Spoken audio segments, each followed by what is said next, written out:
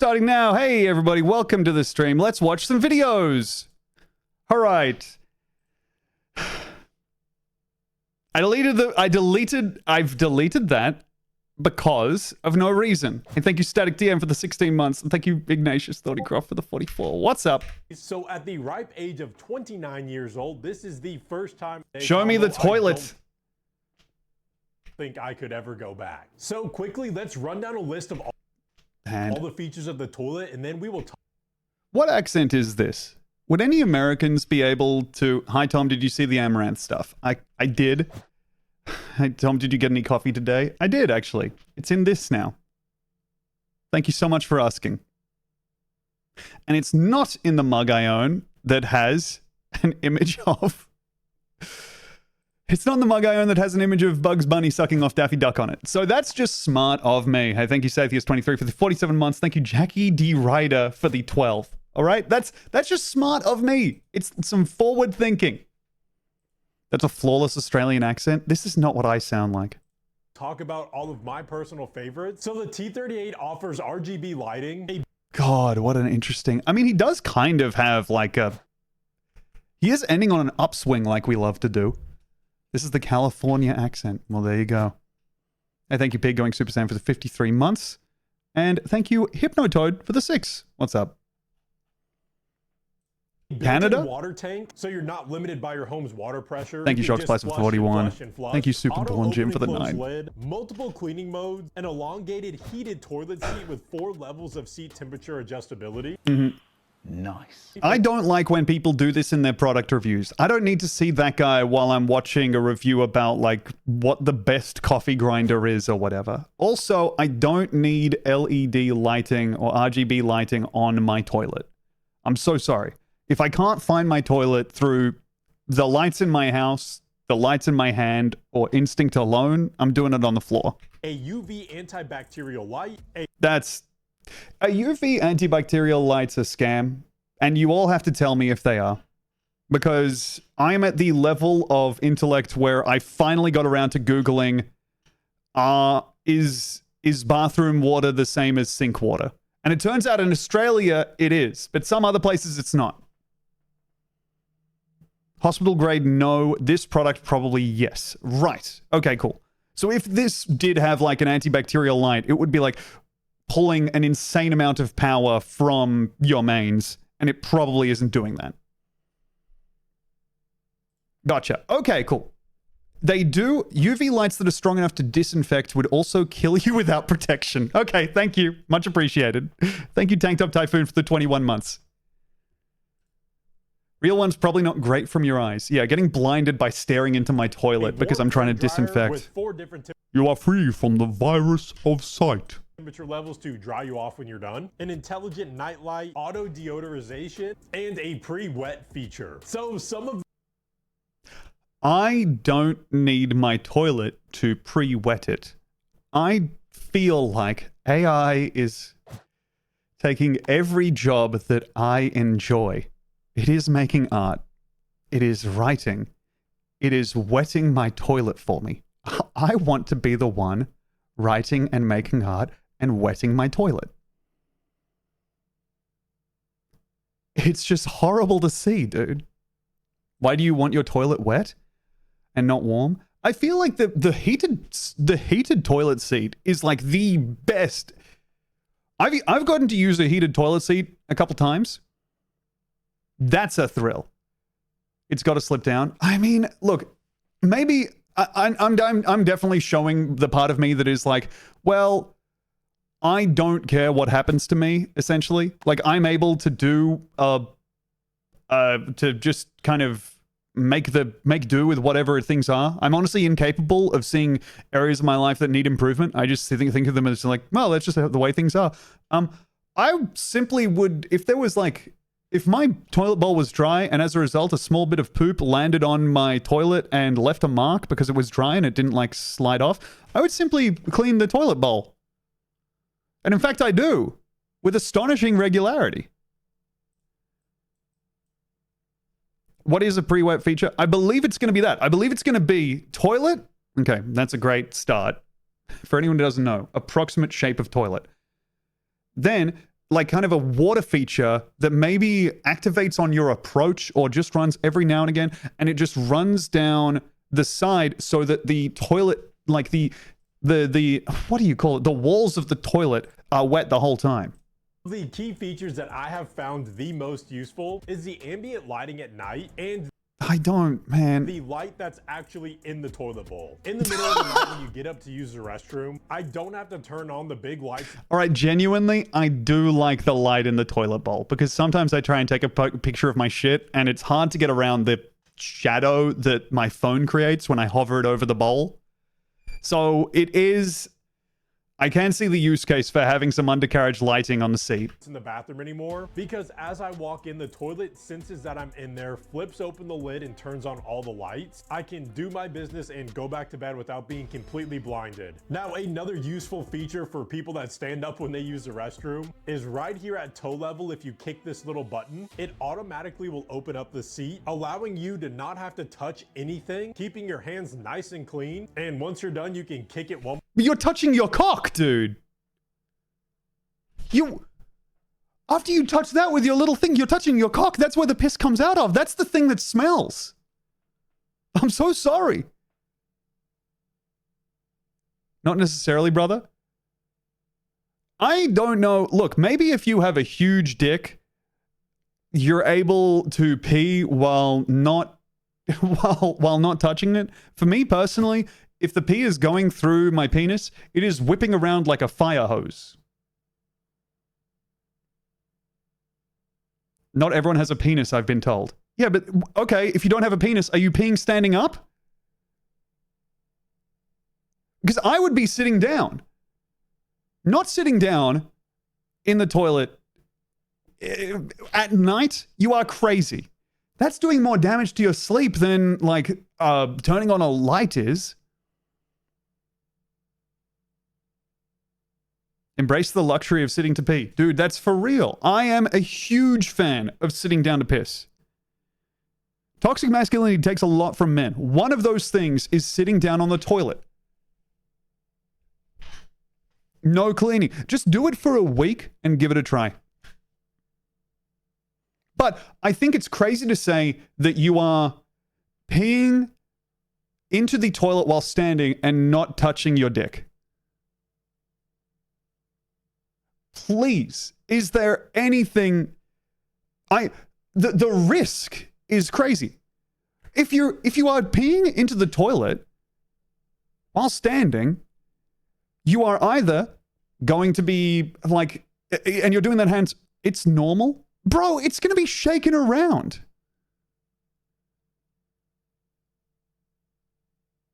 You gotta aim. You gotta aim. And also, what are you doing? At the end of the transaction, you gotta shake it. At some point, you will be having to touch the penis.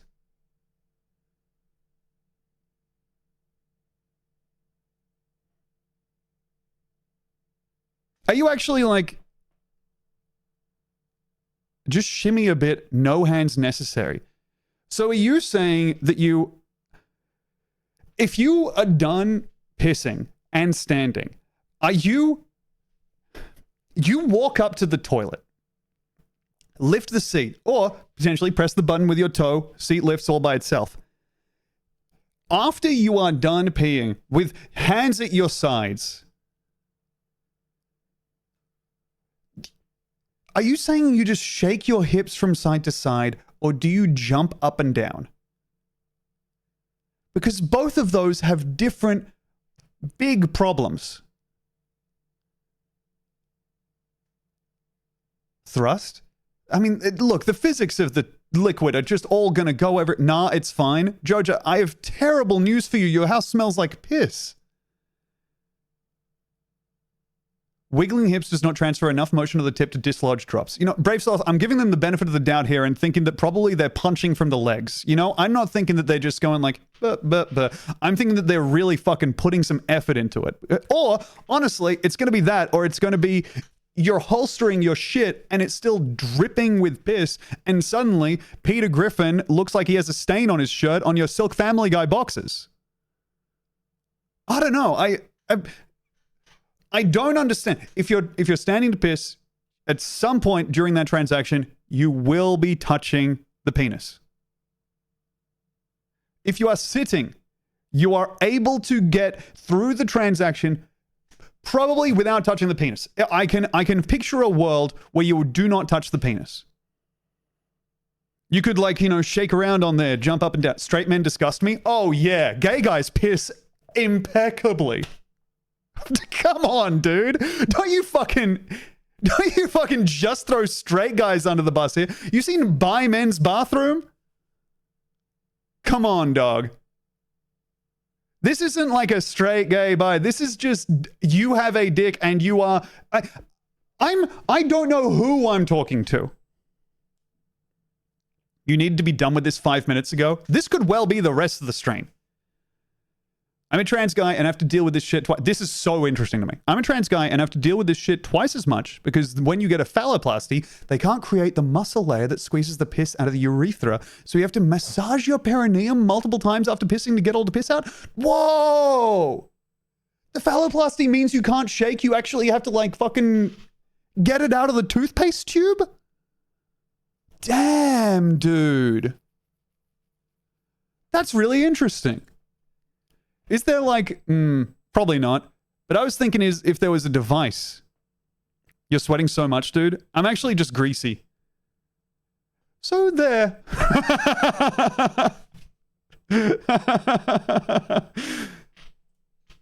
Maybe I should turn on the aircon. It is pretty hot in here. And also I'm getting emotional about pissing. So, wait. Oh, great. I clicked on a Simpsons hit and run launcher. I got to close this. And of course, it's still in my taskbar for some reason. Okay. I have a natal penis and also do the taint toothpaste squeeze thing, TBF. I wouldn't have even thought of it as like a thing to do. Because for me, the obvious thing is just right there, right? Like it's in my head, the pee is in the penis, and so I just like thump it out of the penis. But going so far back into the perineum and like going from the perineum is crazy tech. That rocks. I do the taint push. I think I learned it from an NL bit. God damn, dude. Is there a device to help with that? Is there like something we can do where we have like something like, you know, those brushes that they mount up for like cows to clean themselves on, or like I'm thinking like a gymnastics pommel horse that you set up like mounted to the bowl. And so you like kick something and then like and then you like kind of and you use the thing to like, it's probably just the hand. Anyway, that's interesting. Thank you. Flush the toilet for you. Aside from the elegant design, I don't need my toilet to flush the toilet for me. That's going to make me feel like I am in a hotel. Not a hotel. That's going to make me feel like I'm in an airport. of a toilet, one of the greatest design features for me is the remote control that you can mount to the wall and have a quick handheld experience. Put on some shoes before you film your toilet review. I don't think there's a world that benefits from you doing a barefoot toilet review. I think a good prostate massage will calm all the piss right out. Really? Interesting. And thank you, Lucky Lucy 221 for the 8 months. Welcome back. I always remember when I dated a girl who was doing like a medicine degree in uni, and she was like, we met up once, and she was like, she was, I would say, visibly shaken. I was like, what's up? How was school today? And she said, yeah, it was good. And I was like, fuck, man, she must have like done something, like she must have done a dissection or something today. She was looking like really like, huh. She was like, yeah, we talked about peeing, and our professor was like, yeah, so all the people who have like penises, just so you guys know, do you guys have that thing where after you pee sometimes there's some pee left and you either have to like get it out or it'll just like appear in your underpants? And like all the people in the class that applied to were like, yeah, we do, yeah.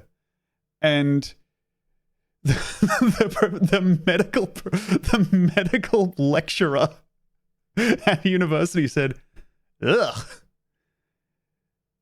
She said like, yeah, just so you know, we don't have that. Ugh. It's good shit. And I was like, I don't know if you're going to make it to like the full on cracking people open and like taking their stuff out and putting it in a box or whatever the hell it is you do to fix people. But because if you're noping out at that point, I don't know, maybe my value of that stuff is higher than regular. Hey, thank you, Lucky Lucy 221 for the 8 months. Welcome back. I recently got a tool that I stick in my vagina when I shit in order to hold my pelvic floor up. Hey, cool.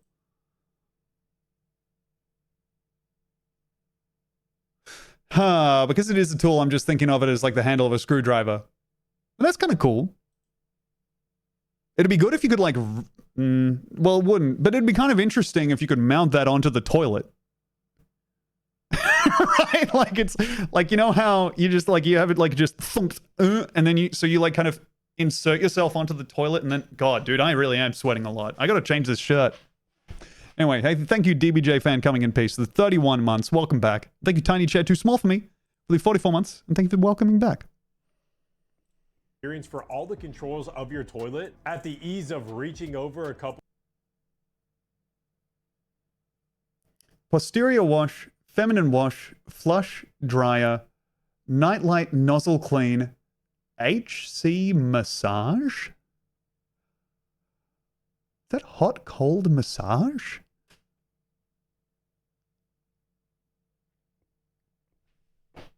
Nozzle position and water pressure. Okay, right. So you can just kind of use this thing to scour yourself bare. Just grabbing it off the wall-mounted plate that's provided. Air temp? What the fuck air temp does this thing control? From the controller, you can adjust the water temperature, the water pressure, the water angle to really personalize your experience and make sure that you're getting the cleanest as possible. And follow the cleanest as possible. I do like the idea of personalizing my thing so no one else in the world is having the same toilet experience as me. Is it good? No. Is it unique? Yes. I know for sure nobody else is putting this cold water to maximum pressure. Following up on my second favorite feature is the heated toilet seat. God. If you've ever owned a vehicle that has a heating steering wheel, it's one of those things that you kind of don't realize that you need until you use it. And heated now steering I quite wheel can never go back. That wouldn't be the most obvious correlation to me with the heated toilet seat.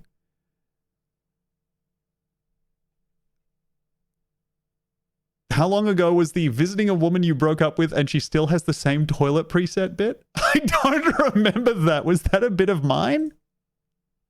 Or is that like a general bit? Sometimes my toilet keeps running, and I have to jiggle the handle to get it to start filling the tank. Yeah, I have to like keep pressing. One of our toilets has that where we have to we flush it and then it goes like, and the water keeps running into the bowl. So you have to just kind of start pressing the button like crazy. We don't get cold enough in Australia to need a heated steering wheel. That makes sense. I mean, a heated steering wheel is, I somewhat disassociate when shitting. A remote with that many buttons would draw me back to where I don't want to be. Dude, you have to... I recognize what your deal is. I would encourage you to eat more fiber if that's... I don't know what your thing is with shitting, but I found that shitting is honestly some of the most present I am in my life because it's one of the few wins I can get pretty much guaranteed every day. High hydration, high fiber diet. I am cherishing every bowel movement I get. Because some of the bowel movement, have you tried having sex with your wife? Not for a while. Sitting down on a cold winter's day and having a nice warm toilet seat makes you want to never get up. And my third feature that I absolutely love on the T38 is the ambient lighting. You get the immersive art light that is inspired by the seasons, including spring, summer, autumn, and Don't let my toilet know what month it is.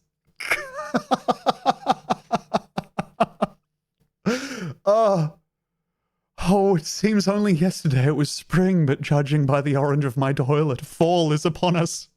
The time of the harvest will soon be near.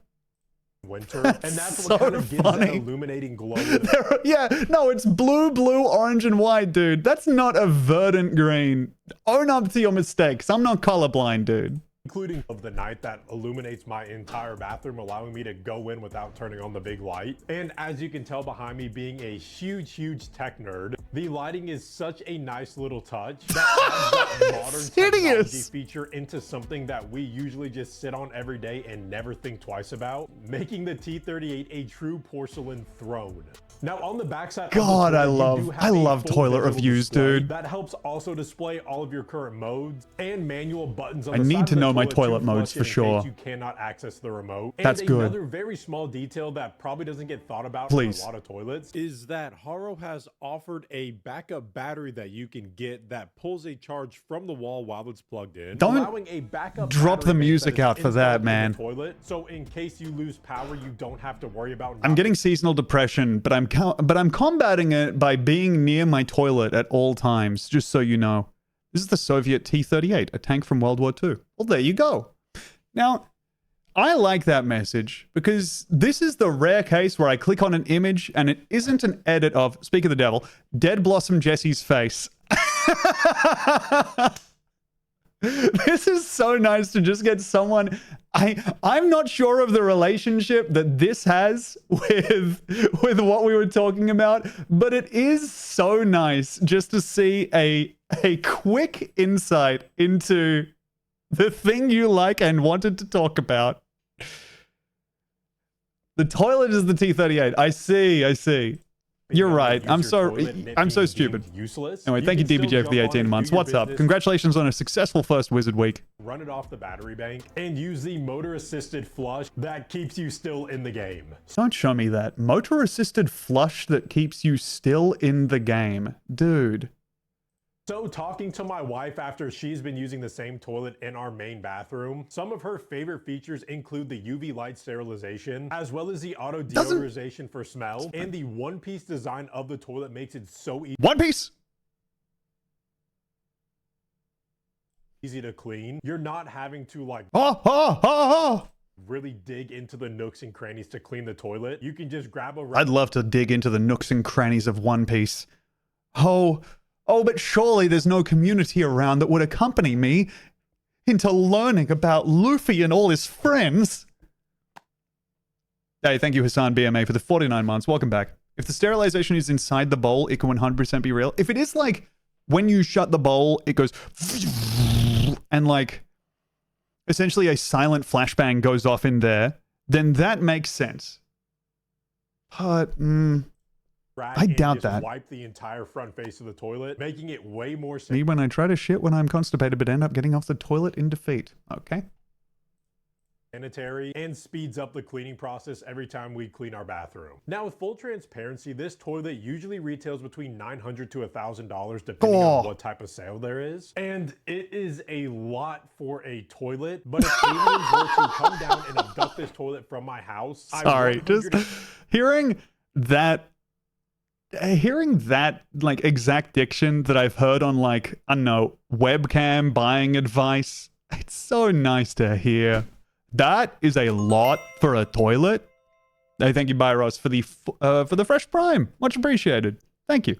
And 10% would go out and buy this toilet. And thank you, P. Davlin, for the 2 months. Welcome back. Habit beings, you don't What's really up? think about how often you use the toilet and the That's where I push back on you. I don't, well, for one thing, I get you into the toilet and I go ahead and I push back on you in there. And we just kind of see where it goes. But also, I think about how much I use the toilet quite often.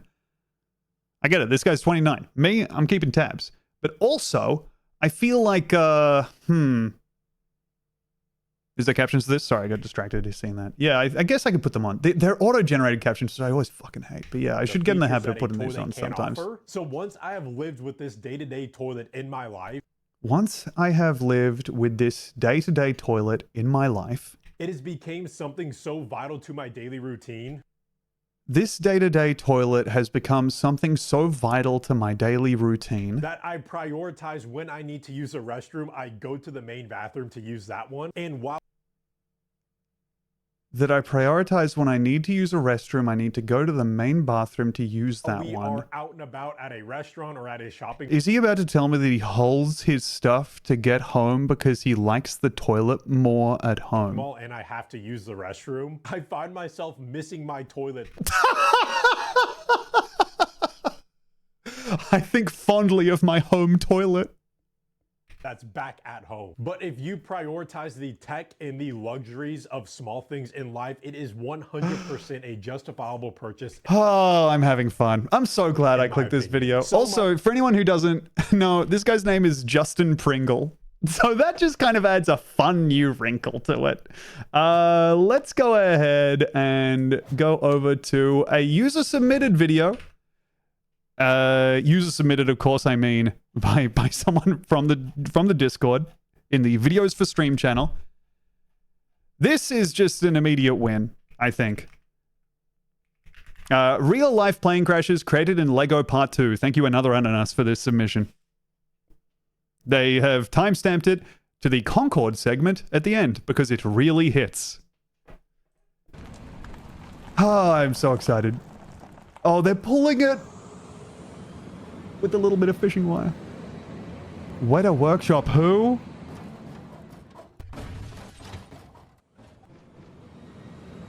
This is so good, man.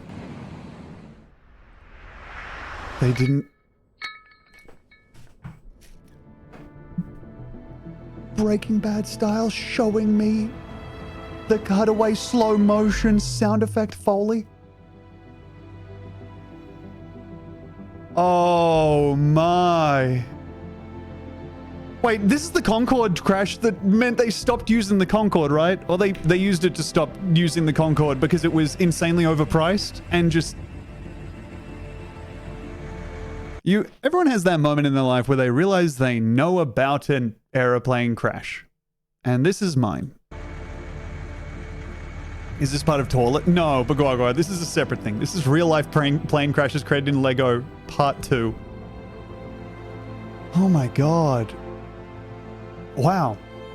I was about to express a little bit of amazement that the person who's clearly hyper-focused on two things, seemingly exactly two things, has all the Lego, first thing, to properly depict the second thing.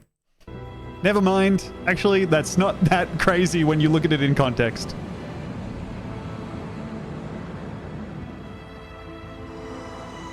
The fishing wire is so good. This is a weirdly sexual cadence to it. I need you to go outside. This is a video. And you need to go and break a sweat walking up a hill. Okay? I'm so sorry to do this, but masturbate now? Hey, I think they're already way ahead of you. If they're staring at this and thinking something kind of sexual about this, they have a relationship with seeing motion on a screen that we can only guess at. But they are looking at this video and thinking, oh, cool. A real-life plane crash is recreated in Lego compilation. And we're trying to correct their spelling, and they're going like, oh, okay, I've only ever seen it written down. I didn't know it was pronounced that way.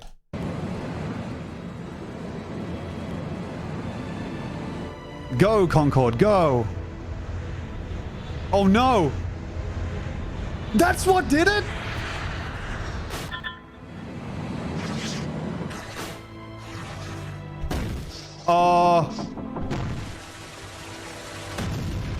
Holy shit!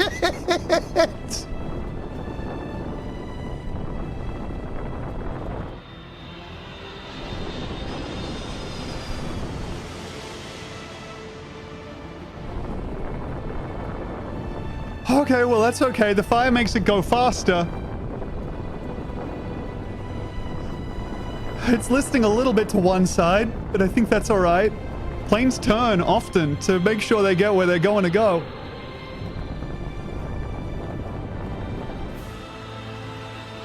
Oh no. They're gonna crash in the largest meadow ever made.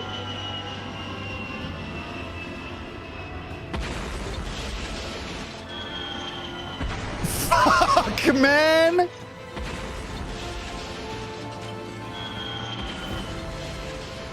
He knows what we want to see. He knows exactly what we want to see. Thank you so much for the Jackie Chan style. Don't show me that. Oh my god. 109 real humans died. Actually, according to real life plane crashes, recreated Lego Part 2 is 113.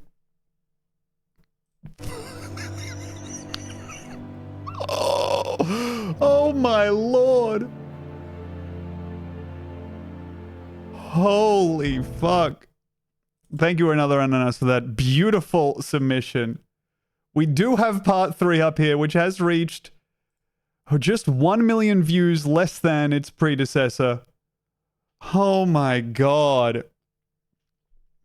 Yeah, look, I'll see if I can find one of these. I wonder if a new one has been made, but the previous best, like, the way that I would get kind of my fix of this was, and it seems here we have some by Two Brothers Radio Channel, but seeing remote control plane crashes is just some of the best. That's some of the best stuff to me. Don't say fix. I gotta be honest. It is what it is. I love to see a remote control. I love to see, for one thing, this incredible shirt, but I also love to see a hobbyist lose several $100s in a moment. That's one of the few delights we have left. I thank you, Carried Heather, for the gift sub to Toilet Lover. Thank you, Kaylin, for the 9 months. Happy baby anniversary. Thank you, Portrait Ruined by Erect Dog, for the 27 months. Wow, I wonder if that's Kaylin's dog, Cowboy, who you can see over on Blue Sky.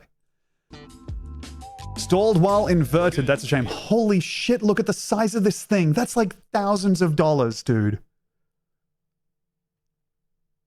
Oh, I can't wait. I'm going full throttle now. You ready? Yep. Oh, not quite.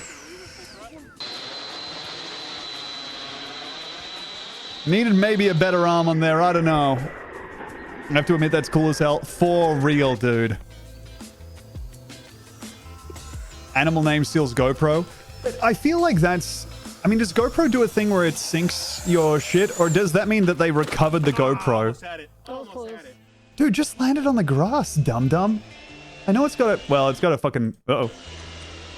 That's funny to say, learn how to cut stuff, nerd. No. Oh. They got it?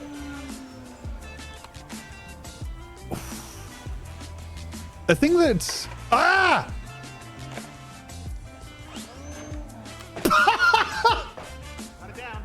Well, at least it's out of the tree. I find a thing that I like to look up every now and again, and something that I think of, like, in terms of hobbies where I'm like, damn, this would be cool, but you can't do it. You can't do it. At least not in the cities. This would be such a good live out in the bush hobby. Being like an FPV drone guy who has a drone and a camera on it and goggles so that you can see through the eyes of the drone and it feels like you're flying. That's cool. Man, that's cool. I don't know. Has anyone else gone down the road of watching those guys like fly their shit around abandoned buildings and stuff? There are absolutely people that do that in cities. Yeah, they seem quite insane. My dad flew an RC plane into a tree when I was a kid, and my whole family spent like 3 days trying to get it down from there. God, that's so good. Thank you, Fondly Remembers Last Poop, for the message. Thank you, Gooning. Well, thank you, Anonymous Gifter, for the gift sub to Gooning during a plane crash. If you crash a plane, the headset launches a shotgun shell to kill you too. Just like compresses the sides of your head to mimic the damage that you would experience in the crash. See, these aren't quite hitting. You want to see it exploding, but let's go on to this. This is submitted by someone in the Discord. Thank you very much. This is by CRISPR Bird. Thank you for the submission of Katy Perry Talks the Smurfs. I really want wanted to be involved with the Smurfs because I'm such a big fan of the animation world and the animated films that come out, because they hit so many different people. They hit people that are my age, young. I actually don't think it's good to hit people. Also, kind of constructing this like an essay answer. Younger, much older. So it's like everyone can enjoy them. And I wanted to be a part of that. I've always been interested in doing kind of voice-related things because... That rocks. As a singer, to say I've always been interested in voice-related things. And so look out for her song, I Smurfed a Smurf, in The Smurfs 2011. Not to be confused with The Smurfs 2016 or Smurfs 2025. And thank you, Good Nice Heart, for the 8 months. And thank you, Fire Penguin 2, for the 8 months. Welcome back. It is a cute shirt. It's a kind of nice shirt, isn't it? I can see Alexandra Daddario really making this work on White Lotus Season 1, and me and Demi kind of staring at her going, my. For me, that's my job. I use my voice every single day. I was just thinking that! So it was very natural. I feel very cartoony a lot of times, just in the way that I present myself. So it was a natural, like, progression. Oh, Gargamel, I guess you've outsmarted us again. When I'm doing the voice Wow. Nailed the read. for Smurfette, it's really interesting because I get to kind of be a part of creating her character and adding little nuances to who I guess she is on the big screen. You smurfed with the wrong girl. Okay, now do one take where you say fucked. And just a crazy one.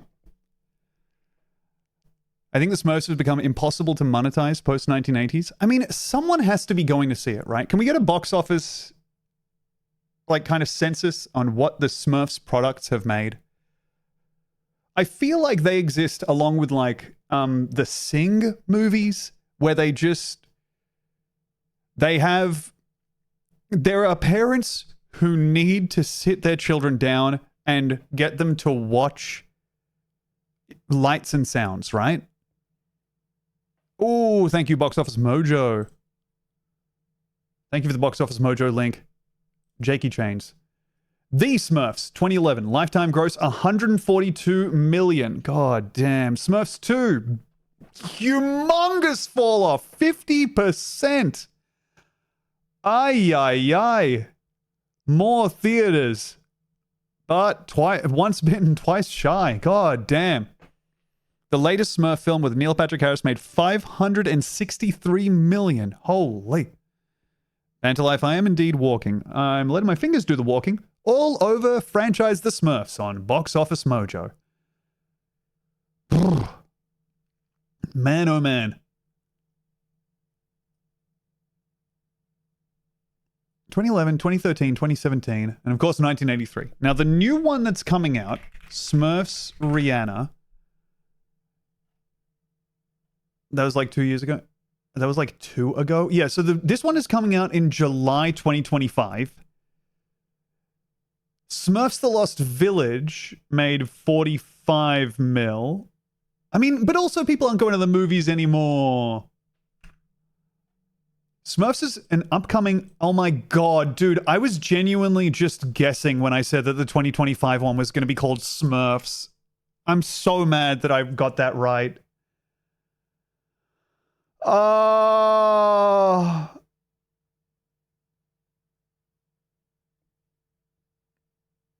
God damn it. Okay. All right. So we have Natasha Lyonne is in this one, which I do like that. Let me just see. Produced by Rihanna. Thank you so much, Rihanna, for all your hard work. I just want to see if there is a link to the other Smurfs movies. Does not look like there are. Huh. And the soundtrack includes Cardi B and DJ Khaled. Well, that's interesting. All right. Nah. This is, I just clicked on TikTok. Let me see if there's anything interesting going on over in the TikTok Live universe. The answer is no. It is people kind of humming along to copyrighted music. This is interesting. That looks like it's a quote battle between two people, one of them who is visibly in the hospital. Okay. Next up, we have oh god damn it, I didn't mean to close that. No. Okay, we're back. So behind this door, I love copyrighted music. It is kind of cool. Nothing interesting happens on TikTok ever. Well, Demi has connected with multiple cats and parrots on TikTok in a really visceral way. So I think that for some people, there is a lot of stuff to love over on TikTok. Hey, thank you very much, Dr. Postal Pigeon, for the 19 months. Thank you very much. I'm thrilled to be back. I'm feeling so much better. I think I just had like a bad run of illnesses back to back, honestly, which had me fucked up and sick from from late December into March. And I'm really glad that I am back and at 'em. Now let's finish. Katy Perry talks to Smurfs. Oh, what's up, Jacob? It's basically my voice with a little bit, like, throw some rocks in it. Just a little bit, like, rockier. I kissed a Smurf and I liked it. But it's really fun because I get to see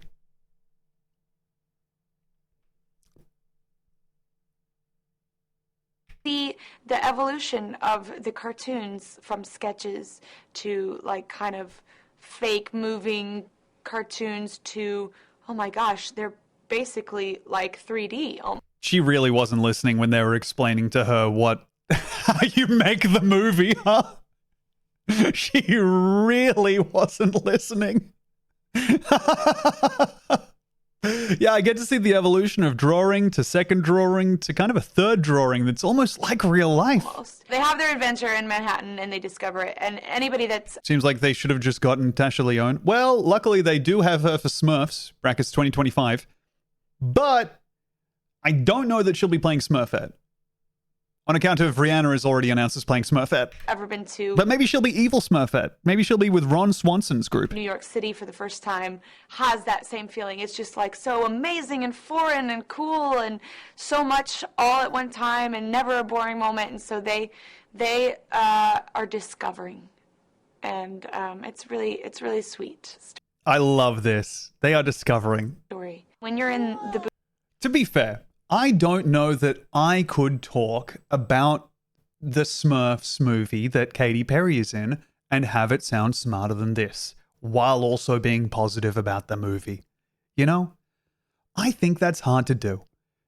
This is actually similar to a video that we're going to watch in a bit, which is going to be we're returning to the world of Palladio doors.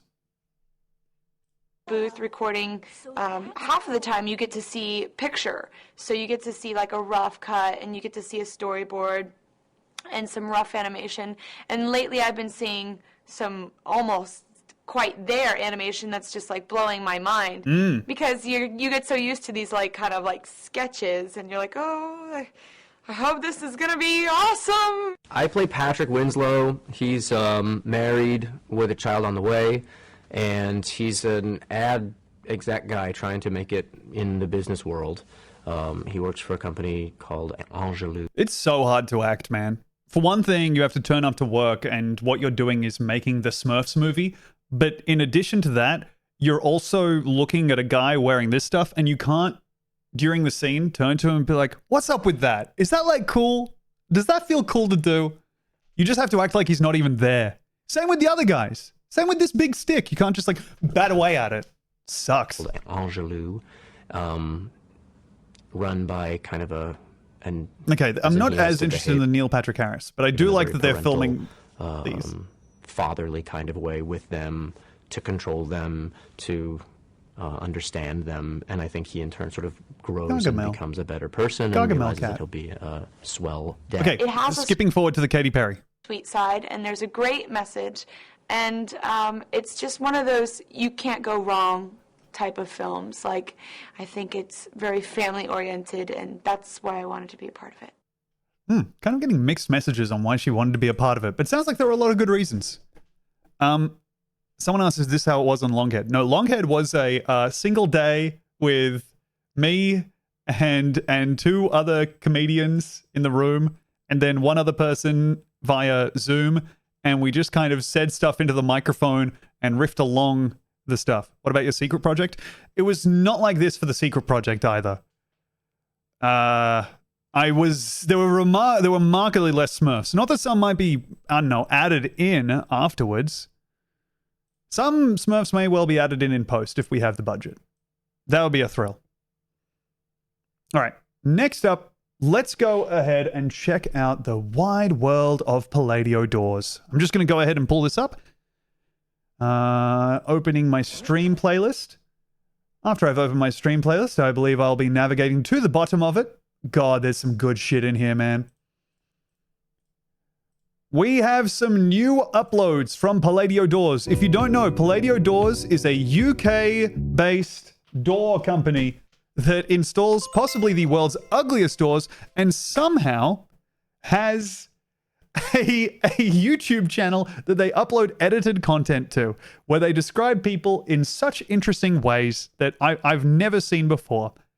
Case in point, here we have a video titled Home Connoisseur Susan's New Door Experience. What a wonderful way to refer to someone. Hey, thank you, Gay Wizard Sex Online, for the fresh tier 1 sub. What's up? Much appreciated. What the fuck is a home connoisseur? Well, you'll be seeing it in just 1 second. That's not... We have needed a new door ever I hate this fucking door. since Sorry. moving into the... So, a couple things with Palladio doors. Mail slot, always too low. Handle, always too long. This is a replacement. Are we going to get an exact replacement for this shitty fucking goddamn door? house 5 years ago, but we needed to wait until all the building work had finished. I love this accent. There were so many doors to choose from with Palladio doors, from more traditional to more Oh no, this is the replacement door. Fuck, this is the door they're just pulling up to polish? modern. And so Because many they different missed the variations of installation design. process, man. They also have an easy online design tools, They're just filming him turning up and greasing the door. so you can create your own door just how you like it. We chose this beautiful statement black door with modern That's sleek look so to match our home fucked. aesthetic. The door is the Van Gogh and it's absolutely perfect. I hate We've had it. so many compliments from the neighbours and passers-by on the door. The door Everyone is talking about our door. Sorry, I don't know how to do this accent in a way that isn't just immediately Michael Caine. isn't painted, but it comes in a foil finish, which means it will never fade. Means it will never fade. The glass surrounding is triple glazed as standard. It is very secure too, which puts our minds at rest with super thick wall construction. Palladio doors are the most secure on the market. We couldn't be happier with our new front door and highly recommend Palladio doors. Oh, man. Love that. Love that read. Beautiful stuff. One comment by TJ All. Looks really nice. To which Palladio Door Collection says, thanks. All right, next up we have Major Mum Hacks gets a new Palladio door. Now, this is not a Palladio door. This is a shitty old door that we hate. But it does also have the low mail slot that for some reason they love. I hate. This is just such a nasty thing to do to someone delivering your mail. Forcing them to bend double. Okay, so I'm Katy and I'm from Major Mum Hacks, and I've got an Instagram page that shows all about hacks and how to save money. Huh? Now, I moved into my property around about 9 years ago, and when we moved in, this door I'm having a was wonderful the same time. door, and it used to let a draft in Getting and kind out. of sexual vibes Now, from this in door. the That was winter, such a funny obviously, message. That becomes a real big issue because That's such a funny message to get. Wait, it reminds me of like reading about Dune. There was a lot of writing about Dune when I was like, we had to read it in high school. And there was a lot of writing about how, yeah, the thing about Dune is that it actually mimics the kind of the rhythms of coitus. It's a very sexual book. And then you read through it. And if someone hadn't told me that, I wouldn't have thought about that even a little. I don't think that that's written by someone who's ever had too much sex before. I think that's just something that one person said and now everyone repeats because I don't know. Do I fuck wrong? Well, I think that Dune is saying that what you want to do is fucking 4-4 time for approximately 17 hours. it's letting all that heat out of the house. We've recently Have to had fuck an with our rhythm. We're extension. fucking to that song that was posted on Reddit The later Dune books are incredibly horny. That's the thing about Dune. If you don't know what happened with Dune, what happened was Frank Herbert wrote one book, maybe two books, and then he died. And his son, I believe, took over writing Dune. And as soon as his son started writing Dune, Dune became the most insane. He wrote 5 books. Okay. Did he write the ones where, well, look, I just won't say anything. We've been doing the house up, and it's just got worse strange because of the movement of the house and everything like that. So obviously, being major mum hacks, I do need a new door, and being major mum hacks, I do need a new door. Much more money, but I went to Palladio, and the process has been so easy. Gotta say, she's a fucking pro here. They haven't had to edit around her at all. This has all been in one take. This is crazy. I'm going to skip ahead here because I think she's just too much of a pro. I'm going to skip ahead to where the door is coming in so we get a look at it. All right. I did see a glimpse of, yes, the long door handle that I hate. And it looks like this one has a Ned Kelly slot to peer out of also.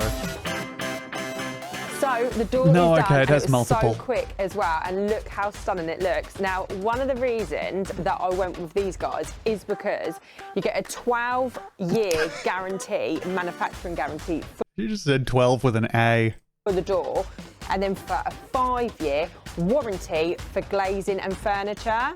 And what I love most about it as well is the fact that it's not paint, so it's not going to scarf, the paint's not going to peel off, it's going to last for ages. So before I got this door fitted, I didn't actually realise how flimsy my previous door was, and this is so sturdy and so strong. Yeah. So I just want to say thank you to Palladio. It was just such an easy experience, and I absolutely love my new door. And yeah, I absolutely love my new door. Love that. I'm Danielle from House to Home. The big plot of the 5th June book is there's these crazy women that can use sex as mind control, basically. Huh. All right. I've actually found that's the plot kind of unspoken of almost every book I've ever read. Maybe it's just me looking at these beautiful ladies and thinking, hell, I'll do whatever you like. But, well, whatever. Me reading Angela's Ashes. These sexy women can use their bodies as mind control. And since we moved into our house 2 years ago, we've been slowly renovating it, but it is finally time to change our front door. God, this already looks like a Palladio door. How much worse is this going to be? So the first one is that this door is actually really poorly fitted. So when we moved in, we could see there's gaps all the way along the edge. I don't want to hear you shit-talking the current door. I want to see the new door that you've designed and had installed. The color to the door style. Here they are taking the door away. I'm just going to skip ahead to this. Frank McCourt taught at my high school. Dude had kids read about him jerking off. Man, he did have that in there a few times, huh? It's been a while since I thought about Angela's Ashes. It's just in my head because I saw a video of him getting heckled by a guy who was from Limerick, I think. Who was like, you sold us all out, basically. Like, just, it was him getting mad at him for writing about Limerick being shitty. Chomsky Hash, thank you for the 25 months. Welcome back.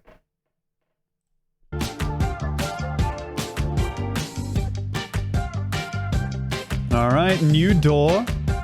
This door may well be the most reasonable Palladio door we've ever seen. And she's out there making content with the satisfying peel. Wow, what a pro. So Do we have the decorative knob? And all finished, and I'm absolutely in love with it. I mean, just look at it. It looks so good. This is a good door. So this color is actually one of the... I hate this. I hate this, to be clear. I hate any door that I open, but like, that's a very uncomfortable hand position with this. If this had a different handle, I would like this. New colours that Palladio have just released, and this is sage, and I'm over the moon with the colour. I feel like it goes so well with the theme of the house. I'm over the moon with my sage door. So good. I'm obsessed with all the gold accessories. This style of door suits the style of house so much better than the old one. You can just instantly see how good it looks, and the quality is amazing. As I said, I am in love with the colour of this door. Oh my God, why can't you scroll this? It's never going to fade in colour. All right. It's always going to look as good as I'm going to click on this one. This is one from my personal stash. This is uploaded because I just found this because I was typing into YouTube shooting my gun at. And so here we have something that I like because this is just someone kind of at the end of a survival game where you're through with gathering resources in the efficient way, so you start doing it a way that, you know, shows that you don't have anything you actually need. And thank you, Da Hot Stove Toucher, for the 8 months. Welcome back. I do usually type that into Pornhub. I did do that a while back. It was like years ago or something, but I did find... There was a video I found of, well, people firing their guns while at it. And it was really funny. Because it was like, you had to do so much for this to happen for you. They were outside and they'd set up cans along a fence. And she was lying down and had a rifle, and he was behind and had a pistol. Anyway, here's a guy firing a gun at a tree. Kind of cool. You know, you can look at this and think, wow, this is what my hand sees.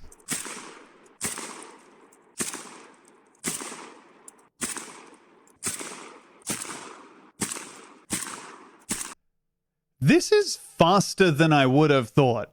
God damn.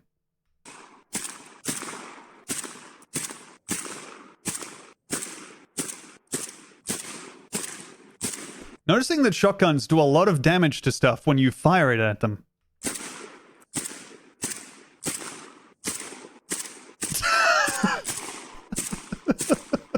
Sorry, I don't know why I find this funny. Is this some kind of semi-auto shotgun? I think he's also like editing around it. He's like just kind of editing. He's cutting it to the gunshots. Huh, that's cool, PBJ Wizard. Yeah, Duncan Idaho is, I mean, once you name a character something like Duncan Idaho, you're going to keep them around as much as possible. Even if he dies, you're going to be like, there's another one. I'm not... Well, also, it's either that you love the name so much, or if you, like, start off writing your space opera, and you're like, okay, well, let's start off with, like, 5 guys. All right, there's the kind of the main guy, and his mom, and his dad, and then there's Duncan Idaho. You're probably at the point where you're bad enough at coming up with names that you're like, oh, I mean, man, I can't do this again. I can't risk going into the name mines and coming up with something worse than Duncan, Idaho.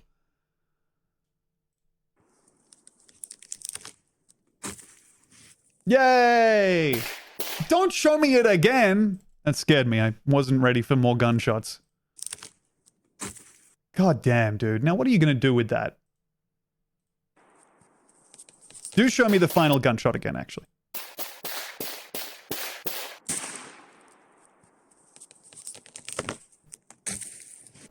Shoot at it. You know what? You're 100% right.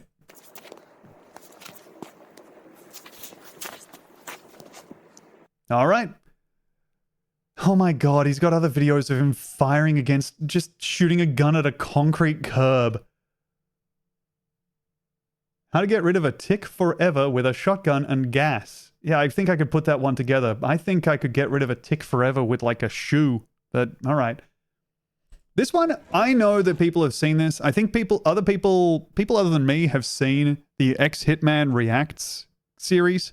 I have not seen these. And I know that, like, it's, everyone else has gotten their filthy little mitts on it, but I do want to watch these, and I feel like, for some reason, I feel like watching a gameology video alone would make me feel really bad. So I need to watch it with you all right? Okay. The climbing all over his castle is incredible. They couldn't use me for this because I couldn't be able to do this. I couldn't climb that building. The problem with going up that high is if you're seeing if they're coming at every angle, how do you get out? Because you got to get down from where you're at, and you give. I think I would be able to use the parkour that got me up there to get me out of it, but that's just me. Giving them time to surround you.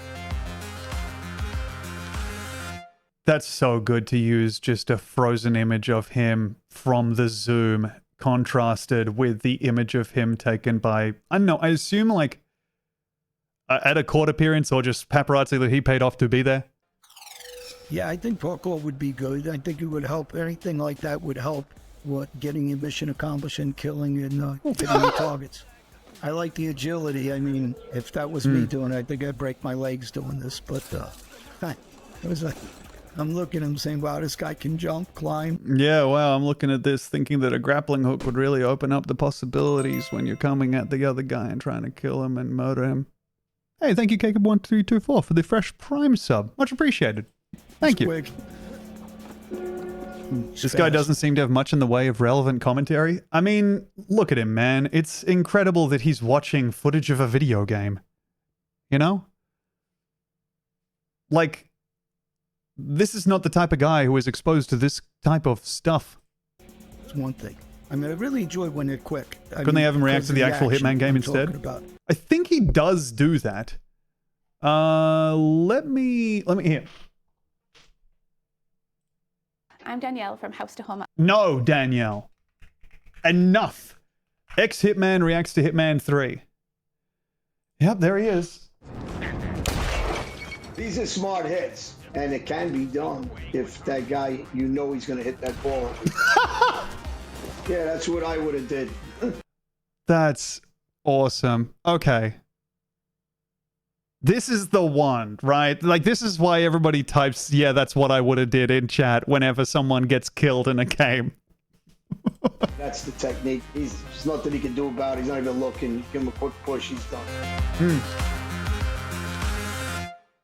Here we are again today for Experts React. I'm John Elite, ex-Hitman of the Gambino family. Check out Hitman 3. Let's do it. God, this feels wrong to have This happen. is great. Anytime I see something like this, where they know somebody's sitting there, they're doing something, they're vulnerable, and you can do something quietly and get out of there fast, especially with drinks. If somebody is good at what they're doing, this is what they'll do. It would be something with a pill, with a drink, with a shot, with arsenic or something when they're walking by you and they don't realize in the crowd. I feel like that's bullshit. I don't feel like that's the most common way of killing people when you're in the Gambino family.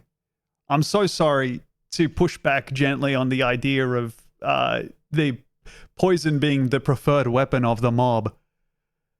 But I do believe that the preferred weapon of the mob is actually going to be walking up to someone in their car and just firing 9 times into the car. Maybe this guy does have like access to a pill or what have you. If you could do something like that, that's the way to do it now. Talk it down. These are all good hits. These are hits where it's done quietly and without a lot of detection. Keeping it very simple. Yes. Without any noise, without a big scene. So far, I really like the way they're handling this game. Again, it's good. He's in higher ground. He's up top, very quiet. Found a location, whether it's through a window, through a skylight, and nobody spots him, and he's out. Another good hit. So now I know why they call this game Assassination 3. Fuck off, man. That's so good.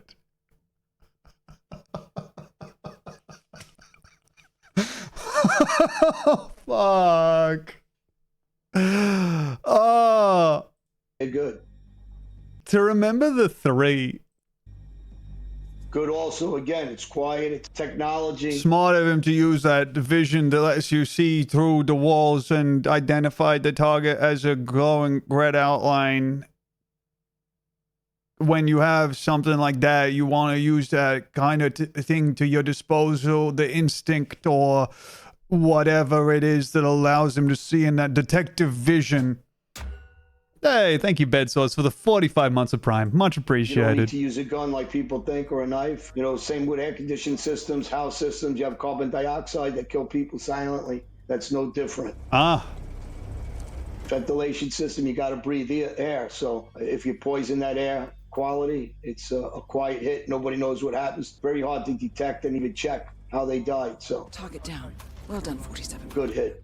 I just don't. If you're coming in quiet like that, fairly easy to leave the crime scene because the way you got in from whatever information you got. I hate to be the guy walking in with the world's coldest systems, take, came in through a but I just don't believe that this fella has used these tactics in his activities for the Gambino family. I believe that this man has maybe gone for a car ride with someone that up until now has been like a work acquaintance, and on the orders of his boss shot that guy in the back of the head when they turned up to go fishing or whatever. A cut fence or through grounds that don't have a fence. Obviously, he knew what he was doing. He got in there, so whatever way you came in, you're coming out the same way. And if you're not making any noise or tripping alarms, it's fairly easy. You got to remember that you're doing it at your pace, your time is done real well, whether it was by him or somebody counterpart. You know the boss, belt and suspenders kind of guy. That I didn't like. I mean, I wouldn't use a garrote because of DNA, touching the body, you're leaving DNA, picking up the body and moving, it's not necessary. Even if they're going to find her, they're going to find her in 1 second after that. If they come in the bathroom looking for her, they're going to look around to try to find her anyway. So it's... Yeah, the first instinct for me is be like, damn, my boss isn't in here. I guess I'll check this box. Cool scene. I just wouldn't use the technique. I think the garrote is gonna... Well, I don't know. Hey, look, I'm no ex-Hitman. I'm not even a working Hitman. I haven't even tried my hand at this stuff. So I don't know. Maybe this guy's way ahead of me. Let's go ahead and switch on over to Chris Angel directs We're Not Gonna Take It with D. Snyder. This is probably gonna get the VOD muted, gang, but I want to check what's up with Chris Angel directs We're Not Gonna Take It with D. Snyder. Checked D. Snyder's YouTube account, which this is uploaded to. By the way, D. Snyder is very into plant medicine and has gathered his entire family around to talk about the benefits of plant medicine. Allight lured cocaine dealer George Grosso to the White Horse Tavern in Queens, persuaded him to get into a car under the pretense of driving to another bar, and then shot him 3 times in the head. Dude, I'm telling you, that's their one move. Mob guys kill people in one way. And it's to be like, why don't we go somewhere? And then either before they go to the place or after they go to the place, they just shoot them in the head. That's like their fucking... I don't know. It's like John Cena has like the 3 things he does to beat a guy, right? Like he has the dance around and then the punch. He has the pick you up and toss you. He has something. He has like one other thing. Mob guys have get you into the car and I'm in the passenger seat and then I shoot you in the head. Get you into the car and you're in the driver's seat and I'm in the back and I shoot you in the head. Or get you in the car, you're in the passenger seat, and then I shoot you in the head from the front seat. That's the thing they do. I saw one and they just shot a guy eating spaghetti in an Italian restaurant, felt on the nose. That's too much. Yeah, come on. At least be like, can you just not give him spaghetti? So when they're looking at the surveillance footage, they won't think we're like... Maybe just... Can we order Thai food from down the street? Don't worry if it's what he ordered. I just can't have this guy collapsing into a plate of bolognese. God.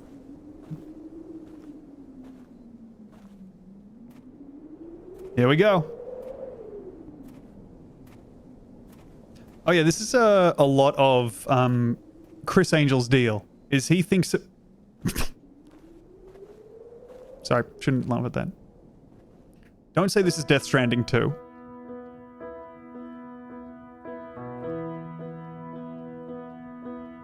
For anyone who doesn't know, Chris Angel has like, I believe his like youngest boy had cancer. And as a result, he's devoted a lot of his life to fundraising efforts for childhood cancer. In part, that also means that his Vegas live show has approximately a 15 to 25 minute segment where it stops being about sexual magic and mind freaking and starts being about a very serious slideshow that is set to emotional music about childhood cancer and his charity. And reviews about the stage show are very critical. They're very critical of that particular segment. After his release, Allied earned an additional 3 months back in prison for acting as a go-between for corrupt prison guard Troy Kemmerer, who was smuggling sperm donation kits in and out of Allenwood Federal Prison for inmate Antonio Palladio, who was trying to impregnate his wife Maria. God damn. Yes, I do know about Kablip, Chris Angel's breakfast, lunch, and pizza restaurant, which is, of course, it's, hey, say what you will about Chris Angel's breakfast, lunch, and pizza. It's technically in Las Vegas. I believe it's like an insane drive. We've got the right to choose it. Dude! There ain't no way we'll lose it. I'm so sorry. I don't want to watch this, but also, we're not going to take it in relation to childhood cancer. It's the wrong choice on account of there's no other option. Like, I don't know, man. Let's I just don't know that there's gonna be another thing you can do.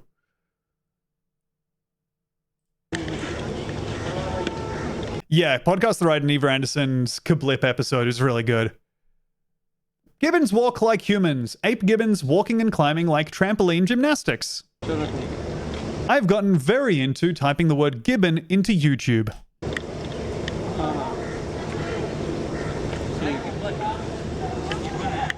My friend who had cancer would have hated that more than anything. Dude, dildo suction to pig's back, that's alright. I think that one thing that the people in my life who've had cancer have talked to me about is the people... A lot of cancer activism is very cringe. And it's clearly well-intentioned, but it misses the mark in a big way. Anyways, let's watch these funny monkeys.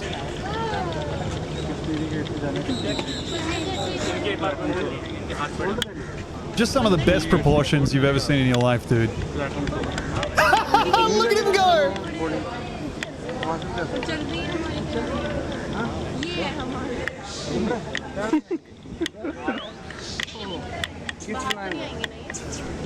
Oh, that's so good. All right, here. The next one we have is also a Gibbon video.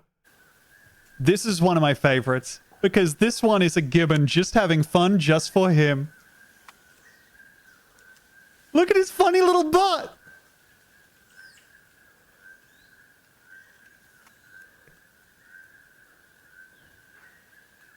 Ah, so nice. His weird long arms. That's right. Much of the Gibbon is pleasant to look at. Ah, wonderful creature. Yes. Settled down. Now, let me just see if... No.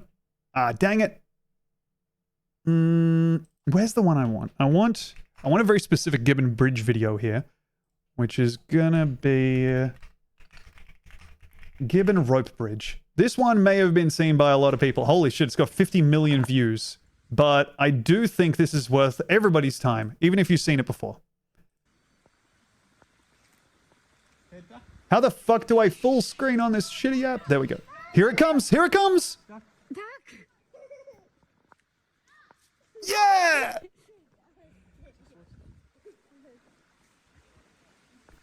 Ain't that cool? Hey, thank you, Spudnik, for the 2 months. Welcome back. God, that'd be so good, man. You gotta duck. He's not stopping.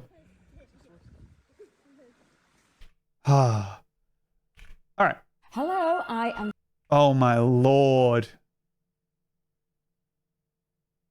Sorry, just flashbanged by one of the most British people I've ever seen in my life. Tanya Bardsley, and follow me on my journey of getting a new front door. The front door that we're having at the moment has been in since we built the house. So that's quite a lot of years ago. The paint was coming off. It's a really heavy door. It started jamming. Yes. And also, when it was raining, we were starting to get a little bit of a leak underneath, which nobody needs. I just didn't know where. Great read on which nobody needs, by the way. Really makes me feel like she needs the new door. Wish I could see the art in the back, which looks like a black and white image of... it looks like it could be a still from a movie. I don't know. Where to start on getting a new front door. And does anyone else have the fascination with the Airbnb art that every single Airbnb has, which is a picture of the Eiffel Tower in black and white, and then near that somewhere, a black and white piece of art, which is simply like a, I want to say like 6:16 aspect ratio, which I guess is what? 3:8 aspect ratio vertical list of city names that includes the city that you're in. Like Los Angeles, San Francisco, Paris, Dubai, Adelaide. You know what I mean? I just don't know where they get it. I guess it's the IKEA or like Kmart, City Things word cloud art. Yes. Coffee. I never been in an Airbnb. Gay Wizard Sex Online. If you ever want to be in a house, but like not that's never been a home, great option. I saw a cool t-shirt that said London, New York, Milan, Werribee. Yeah, that's a fun thing that all those little towns do. And then, by magic, Palladio came on social media, and you go on and you choose the colour on the website, you choose the colour, the style, everything, and you click a button, and then these men... App visibly not working on iPad. Selection visibly not working. Social media, and you go on and you choose the colour on the website, you choose the colour, the style, everything, and you click a button, and then these men turn up and fit it. Honestly, it's every woman's dream. Weirdly strange to gender every second of that, but I guess we are in the UK. As always, that's what I chose. Hey, what's up, half and half? Yeah, I'm thrilled to be back. And then I lost an €800 deposit on a place for taking the pictures down in a short-term rental and leaving behind a pair of chairs. God damn, Bengen. Oh, that's the type of shit to make you go crazy. There's all the different collections that you can choose Sorry, from. dude. Honestly, it's so easy, and then you type in the details. That was actually a load-bearing black and white picture of the Eiffel Tower that you took down, just so you know. So we're going to have to take away your deposit. We had like one of our rentals that we stayed at for like, you know, like 2 years or some shit. We stayed there, and there was a literally uncleanable section of the house, which was... They'd installed 2 sliding doors and attached them together, which left a void that was literally impossible to access. Like there was no... So it meant that the sliding doors were both becoming filthy at the same rate, and you had no recourse to stop it. And they tried to get us off of that. They tried to be like, well, actually, we need a professional cleaner to come in because you didn't clean this bit. And we said, there is literally no way to clean in there. You've just created the garbage vortex, man. You've created the dust collector. I had a landlord charge me $20 per bulb lighting cleaning fee.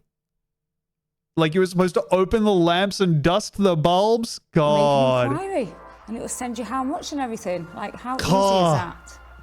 Ta-da! We've just designed. They're like side by side. Yeah, it was literally inaccessible. Okay. Her saying that men turn up at your door and it's every woman's dream, and then filming the guys from behind is kind of...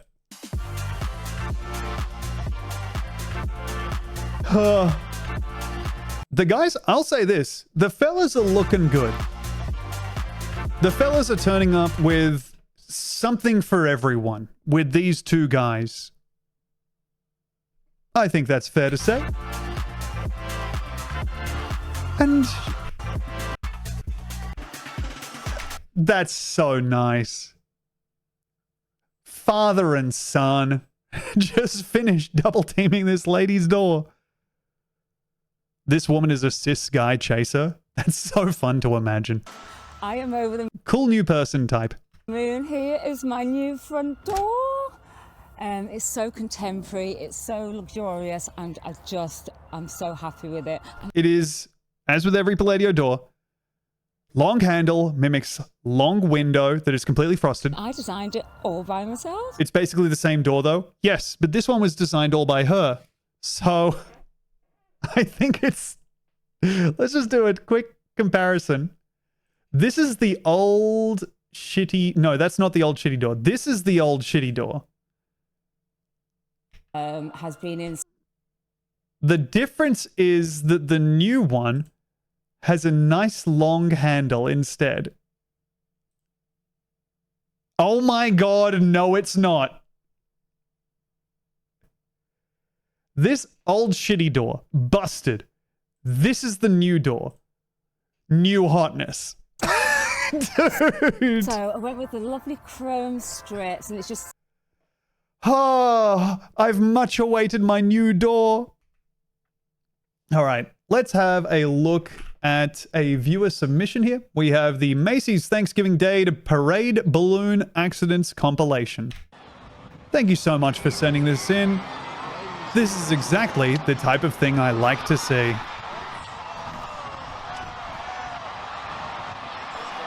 Thank you, Rikering, for sending in this video that starts off with an eviscerated Barney being desperately yanked down by a team who are dedicated to his preservation.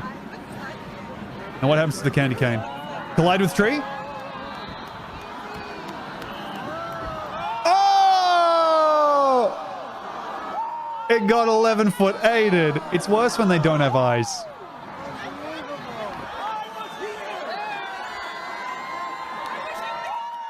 Woo! Yeah, I know. Now this is the stuff. I'm going to like this a lot. All right here, fine by me. Just show me what I came for. Oh, and his guardians are dressed like Spider-Man also. Uh-oh. His arm is not looking too good. Mr. Stark, I don't feel so good.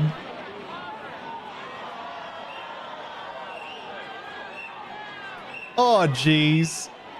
Problems forced unexpected exits for the... Hey, thank you very much. But P-Man for the 37 months. Welcome back. The balloon had to finish the parade with his hat or either of his ears. Not the level of catastrophe that I want. The parade's giant balloons. Dinosaur was blown into a light pole and he... Sorry. Now this is the stuff. Show me the destruction of the dinosaur balloon. Oh, his poor face exploded.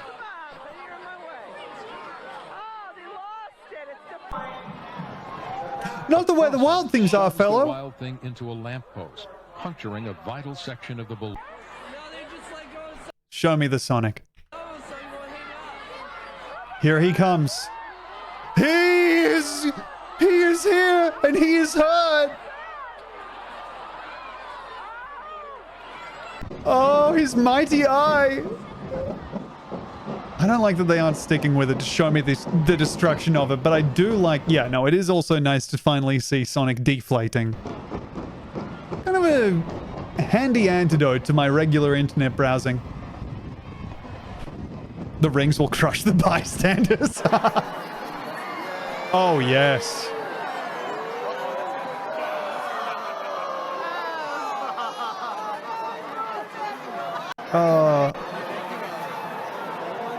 Oh, it escapes unscathed. Come on, scathe it up a little. I didn't come to the balloon accident compilation to see the structural integrity of the caterpillar be essentially the same. Nah. Just got to allow the episode, just got to allow the message gay worm. Okay. Sorry, I said episode because I just read Visibly Erect Dog say there was a good Well, There's Your Problem episode on balloons getting fucked up. There was... Oh, that's good. Garfield kind of looking like the sky whale with this particular paw configuration. There was the balloon disaster where, like, as a celebration, I can't remember the city, but they arranged to release like a whole, like, thousands of balloons, and upon the release of the balloons, they realized that it was going to be an utter catastrophe because there were incredibly high wind.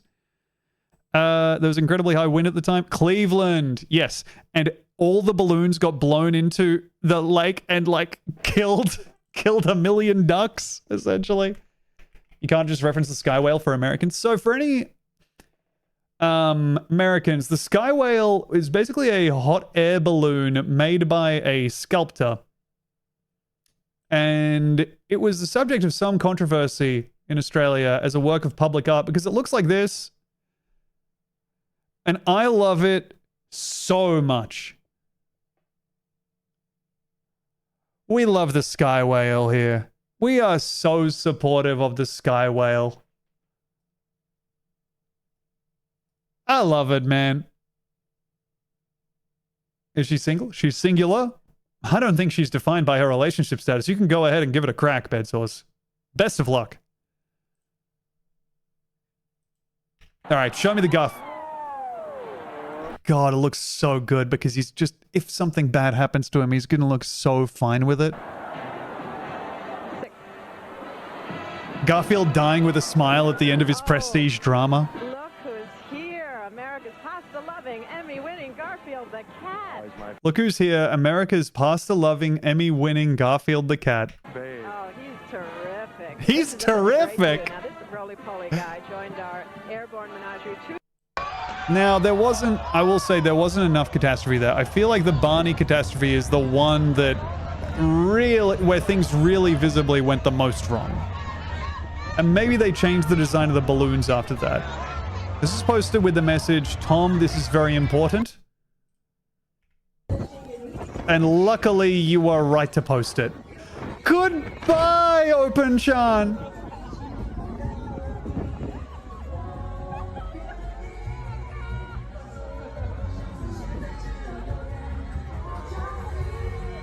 God, that's good.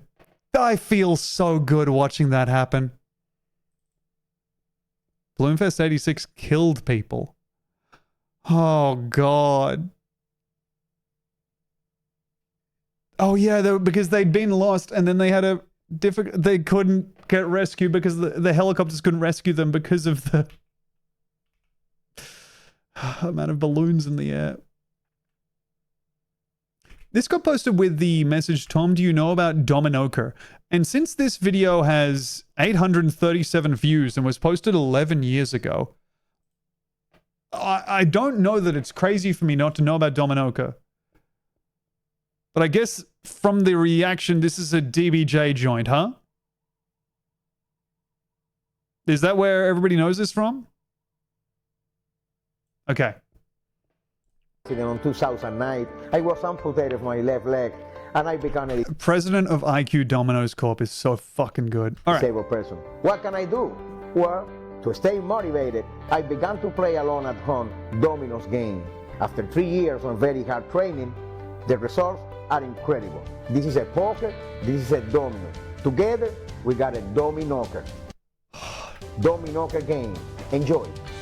Dominoker is played as domino and scored as poker. In order to make the game different, we've changed the image in the dominoes from those commonly found in poker, linking functions of the brain like the attachment of images and recognizing a pattern. What? Poker, linking functions of the brain like the attachment of images and recognizing of patterns. We've also made domino pieces bigger, up to the double 9, in order to leave 15 pieces out at the time of dealing each play, creating more combinations and thus higher thrills, expectations, and competitiveness. After accumulating 12,619 matches online and other thousands of matches live, Yes. it was found within the game's dynamics the proven existence of Yes. a law of mathematical physics which establishes What? a relationship between structure and time.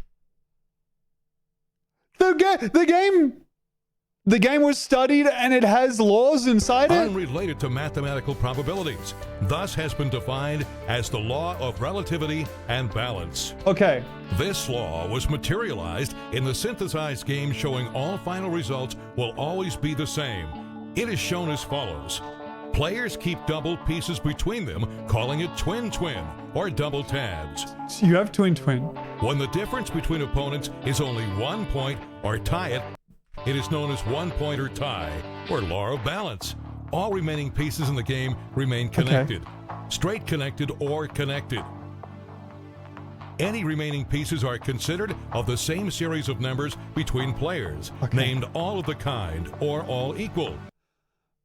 So the IQ Dominoes is one of the people who's playing, and his rating is 1904. Bowler H 2006 is the other person who's playing. I'm just gonna do a quick Google to see if that username is used elsewhere.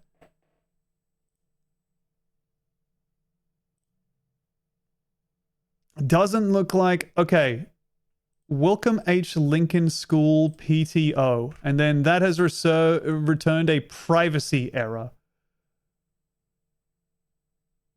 Because hackers might be trying to steal my information from secure.lincolnschoolpto.org. And it is a ladder point statement for him. Okay, he is active on GameColony.com and Game Club USA. And his ladder points is 0 on Game Colony. Okay, no more information. These rules can be achieved in a combined form, creating results like twin-twin 1 point. 1 point straight connected. Yes. All of the kind, 1 point. All of the kind straight connected. I can't tell the difference between... H fence. H fence? 1 point. All of the kind straight connected. H fence. H 1 point, etc., generating extra scores and reducing the game time. This has allowed for a new game to be created, one that is much more dynamic, motivating, and faster, opening a new window that allows to create a new type of elimination tournaments where all matches are accounted in 1, 2, 3, and even 4 points. I don't understand. Depending on its results, awarding an extra point for each successful condition. Our motivation lies in being able to create a table game that friends... I feel like I'm at board game night and I just found out that the brownies I mainlined were edibles. I don't know what's happened to me. Hey, Lydia Jett, thank you for the 48 months. Welcome back. 4 years. Happy stream anniversary. Unfortunately, this guy's Kickstarter did not get funded. Okay. It's the simple laws of applied universal consistency and fundament. Right. Friends and family can enjoy, where they can live intense emotions as results unfold, providing a space for development of mental agility in a pleasurable way through the game. But they keep showing the symbols on the dominoes, and then these dominoes don't have any symbols on them, but they do have the larger dominoes, which apparently aren't usual in dominoes. These have the 9s, right? But they don't have the symbols. So where are the symbols? Are they somewhere? Or is that just a theoretical... The symbols cost extra. Okay. Providing a space for development of mental agility in a pleasurable way through the game. I do want that. Dominoker also offers you the ability... Don't say, oh my god, Tom can't see the symbols. No, the symbols aren't there. That's why I can't see them. Play by yourself, bringing entertainment and training while accomplishing high performances with a novel game. Bro, he's doing it all by himself. He's playing Dominoker against 3 imaginary opponents. He's shadowboxing. For this, we've created a special rotating table where the player can train and play individually, pretending to be 4 players at the same time. He's got the solo Dominoker table, dude! He's playing multiplayer Dominoker. Dominoker brings you the opportunity to educate and prepare by himself. Every person will. Thank you, Paranoid Office Fighter, for the 33 months. Yeah, he's in the Dominoa training mode, getting out the frame data. To learn by providing them with a training manual where they discover how to balance the binary instructions, strategies, examples, and more. Please tell me what the and more is. pairs in Dominoa. IQ Dominoes Corp, creator of the Dominoa game, is currently developing a software to make this fun and innovative game available over the internet. Holy fuck, he's making Balatro 2, dude. Hey, thank you, Dr. Trackball, for the 11 months. Welcome back. Be able to reward winners with various incentives and prizes. You can get Additionally, it will promote the creation of a Dominoa club in order. Dominoa prize pool Capcom Cup faded. $1 million Ferrari Dominoa prize pool house as well. Online seminars. In order to reach our goals, we need to complete this initial stage in which Dominoa games, rotating tables, and training and instruction. You shouldn't make the game at the same time as the rotating table. The solution to no one wanting to play the game with you is not going to be, but we're also throwing in a rotating table so you can play the game yourself. I understand. This seems like the way that every board game Kickstarter should be. But I think that you're doing it wrong if you've got the joint of the table as a fundament. Okay, it raised $472, but the goal was $80,000. Okay, there are no documented rules. Manuals need to be manufactured. It's so interesting that the pitch is like, oh, it's a combined dominoes. You're playing dominoes, but it's scored like poker. And I think to myself, okay, I know how poker is scored. And then they dropped a single thing about the poker, about how it's scored. And I thought to myself, but what is twin? Dominoa would like to thank you for this opportunity. Oh, it's two things that I know like a little bit about. And you've somehow made it so different to both of them that I have no idea how this would be played. Because I don't know. With you this dream of delivering families a product whose real value will be to share, enjoy, and learn to develop our intellectual potential and mental agility in a positive and motivational way. I feel like a lot is being given to the brain training era of this, and now the journey back from the stock footage to the self-recorded footage of this guy is so brutal. Hey, thank you, Wedding Ring and Monster Camp, for the 14 months. Welcome back. I went through so many internet archives contacting people who worked on the app and I couldn't find anything. God damn, dude. I do believe that like the bottom falling out of journalism as a market has left people with investigative instincts looking for work.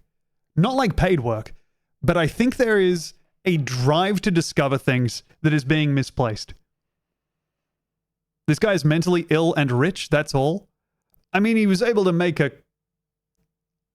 table. I don't know that that's exactly it. I wouldn't say that is. I wouldn't say that what I've gotten from this is this guy is mentally ill and rich. I think you're walking around and kind of applying your usual this guy is crazy thing.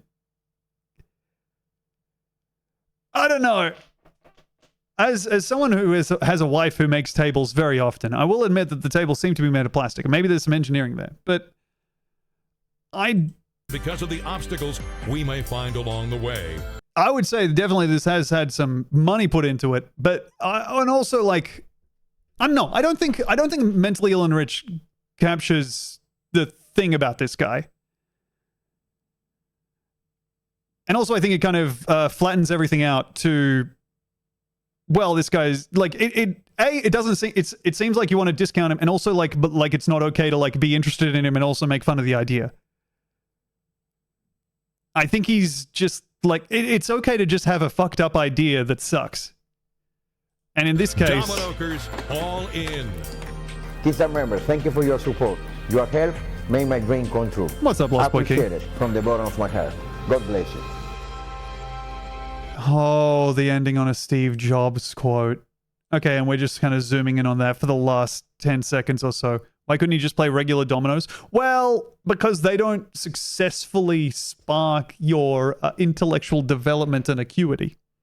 And also the laws of the universe aren't represented in regular dominoes, but in Dominoca, it's structured in such a way that the rules of the universe have become obvious through the gameplay. The gameplay is that you can get twin. He was in Gitmo for 9 months, had a carpet cleaning business for some years, then got hit by a drunk driver and then worked on this more. Right. Yeah, so that's like the he's disabled on account of his leg thing that he was talking about. Hey, thank you, The Grunter, for the 6 months. Welcome back. He's not mentally ill. I would say that I'm not in a position to say that after watching the Dominoca, after watching a cumulative 4 3/4 minutes of a guy. So, like, I feel like maybe that's a weird thing to say. And also, everyone on the internet is. If you are clicking upload video to YouTube, every single person, every single one. And I don't like, I know it. I feel like it flattens out the feeling of the fun of watching something when we're like, watch a guy and I'm like, that guy's mentally ill and rich. And yeah, what is mental illness anyway? Yeah, I mean, I don't know. No. I think it's a strange instinct. Go off Kings, you're so right. Can we stop trying to diagnose this guy on the video and get back to diagnosing Tom, please? Thanks. Yeah, you got it. Chuck whatever you got my way. I'm going to go ahead and play this. This is 7 sexy fall outfits for men. Men's fashioner, Ashley Weston. Many guys wearing fall outfits that are either too bulky, too boring, or too, boy, you should not be wearing that outside the house. Ashley, aka me, to the rescue. Here are some of my favorite fall fits. I need to see my sexy fall fits. Thank you, Cool Breeze on a warm day for the 26 months. Welcome back. Keep you looking hot. Was that outfit bad? It's interesting to see what she discounts as being something that no grown man, and that's something she constantly references, that you're a grown man. No grown man should ever wear. It's okay, tell him I've moved on trying to convince Riley Quinn he's trans now. Godspeed. Godspeed to the No Gods No Mares listenership who have seemed to devote themselves to that with every iota of their little being. Which is kind of fun because you can't push back on it too much lest the tone in your voice raise and you become transphobic. So you kind of just have to listen to people say it over and over again for the rest of your life until they get tired of it. Which, I wonder if those people will pick up on social cues or move on from something they're fixated. Best not to think about it. Too boring or too, boy, you should not be wearing that outside the house. Okay. Ashley, aka me, to the rescue. Here are some of my favorite. There's so much more to Dominoca's creator.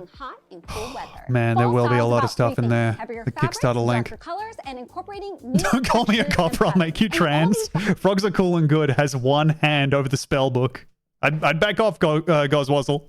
Boxes can be easily ticked by just one seasonal item, the flannel. And my first outfit shows you one of the easiest ways to wear this essential outerwear option. Here, we're layering... Okay, we have the subtitles saying, interpreting outerwear as out of wear, which is really good. A dark red flannel over a white crewneck sweater with some tan chinos and dark brown lace-up boots on the bottom half. This, for me, is the quintessential fall look. This is the single most sexy outfit that I can imagine in my life. This is the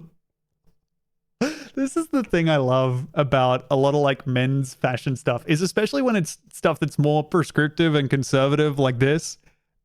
It's like this lady has so much stuff that she wants to say about men's fashion and so much stuff that she wants to forbid. When it comes to stuff, she's like, this is sexy and good. It's just like, there's just a guy wearing clothes. You know what I mean? Like, there's not really... And the key to making it work really lies in the little details. Oh. For example, the dark red. Hey, thank you very much, Entire Cake, for the fresh deal for the 27-month sub. And I love the Sorry, little got my lines mixed up. the sweater into the chinos to show off that dark brown leather belt. We're matching the color and fabric of our belt to our footwear. And if you have not invested in a pair of lace-up boots for the fall months, then you need to fix this as soon We also have the bad art in the background here. And a book simply titled Nude. possible. Lace-up Cool. boots are the must-have footwear option for Guys, face and body are doing the heavy lifting here. Yes, this has the same problem as like Uniqlo clothes, where on the website they show like a basic tee being worn by just a like a skinny hot guy. And I'm like, can you just get that on? Can you like upload one photo of it on like, I get that I should have to like click through like a spoiled image on Discord, but can you just show me what it looks like on a guy who looks like me more? And I don't mean my grandma. Yesterday, Barjo mentioned you should always try to be pleasant with anyone who might keep a list of people to kill if they go crazy. Then mentioned he's always nice to Tom Walker as he has a certain crazy energy about him. I do think I seem like a guy who has a list of people that I would like to kill. I don't have one. I do have a list of people I'd be like, if that guy dies, I'm walking on sunshine. Holy shit, Paranoid Office Fighter found the rules to Dominoa. Now, I would be amazed if this has not been already found, so I'm sure it doesn't actually have too many rules, but this is... My name is Alberto Hernandez. On at home. Enjoy.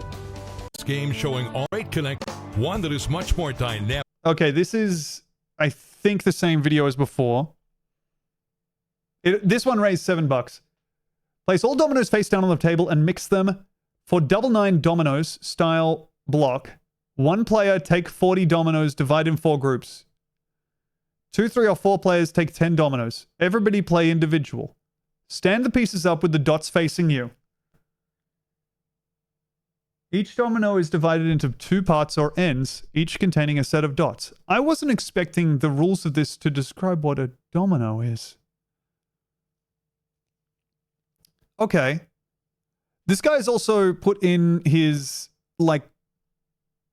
Okay, yeah, he's put in his full personal information and enough information that you could probably steal his identity into his Kickstarter bio. At 17, went to Ukraine to study economic...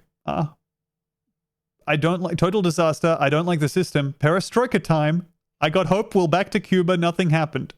I became a rafter. After 5 days in water, I was rescued in a group of 27. After 9 months in Guantanamo Bay in refugee camp, I entered the USA. Holy shit. I know that we saw before that he was in Guantanamo Bay, but to have as a footnote in your story, perestroika time.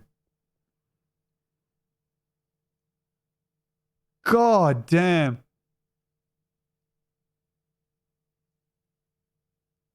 Okay. Have 2 kids, Jessica and Albert. He will in Boston, MIT. Okay, I don't know how to interpret that.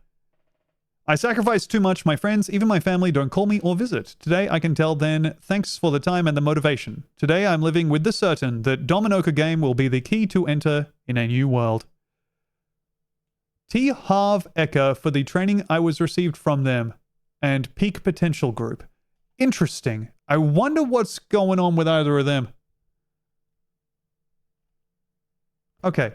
Players match ends of the domino, but may play to either end or to either side of a double, thereby giving 2 directions in which to place dominoes. But can't you also... We saw one domino that was played to the middle. No, that's different.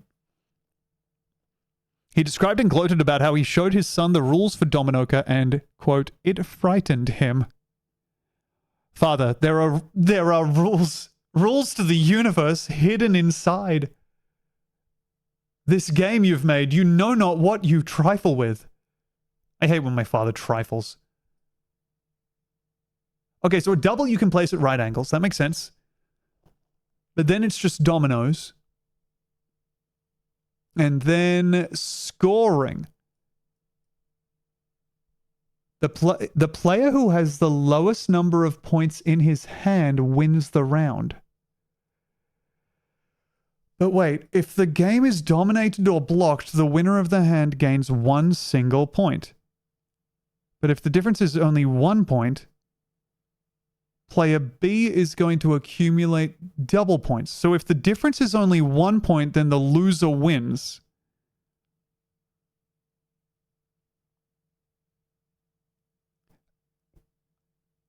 But why would the loser win if the winner wins only a little?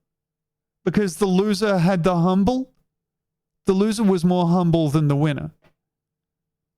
Or you're trying to, perhaps, if you can predict you try and... Oh my. The first player to reach 4 points wins the match in Dominoa tournament and advance to the next eliminating round. All right, it's a lot. Look, I've been playing some Magic the Gathering Standard recently, and I will say that getting more than one person to turn up to play an organized game is apparently a very high ask. Okay, so these are the rules. These are the full rules for the game, if you can interpret it. Increase your IQ level and make persons more confident in self-esteem. And then there's a creature.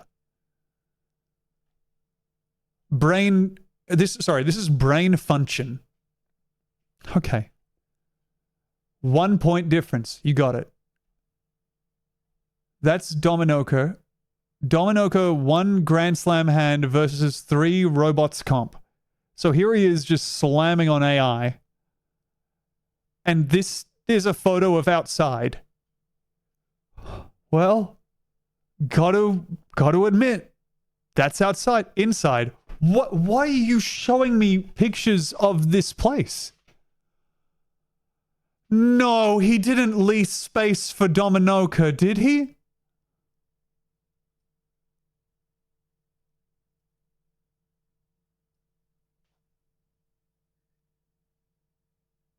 One of the goals was to run a store. I think that... I mean, look, one of my local game stores, I was like, I wonder how this place is viable. I don't know how they're keeping their head above water. And then my friend was like, well, the owner sleeps there. And I was like, ah. And so I just wonder about this guy being able to get Dominoa and the Dominoa LGS off the ground. But I will say, let's do it, and trust me as I trust in God, amen. One of the all-time last bullet points to put in a list. I know people who have fully, deeply negative business acumen. Yeah, it is. It's weird as someone who isn't like, oh my God, no, wait, this is the business plan for the Dominoa Club. 64 Dominoa wood tables, $9,600. Wood chairs for $15 a chair. And a giant neon sign. 64 laptops. 6,000 square foot commercial space for Dominoa Club events. And then the lease is $40,000. This is the drill tweet if every line break was candles.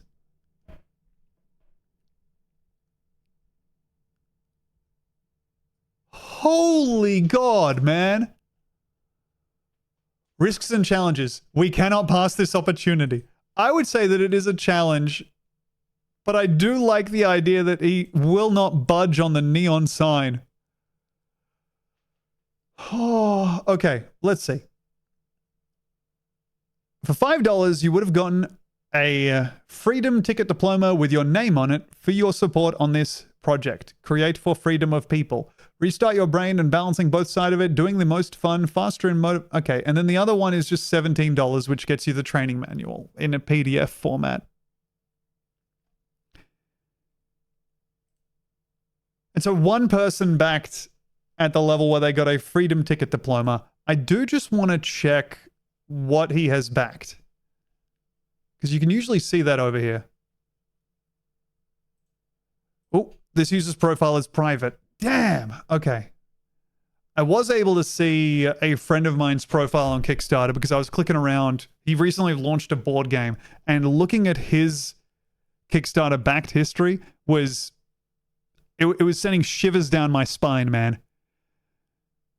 It was like looking at a Board Game Geek list of most expensive board games. Like it was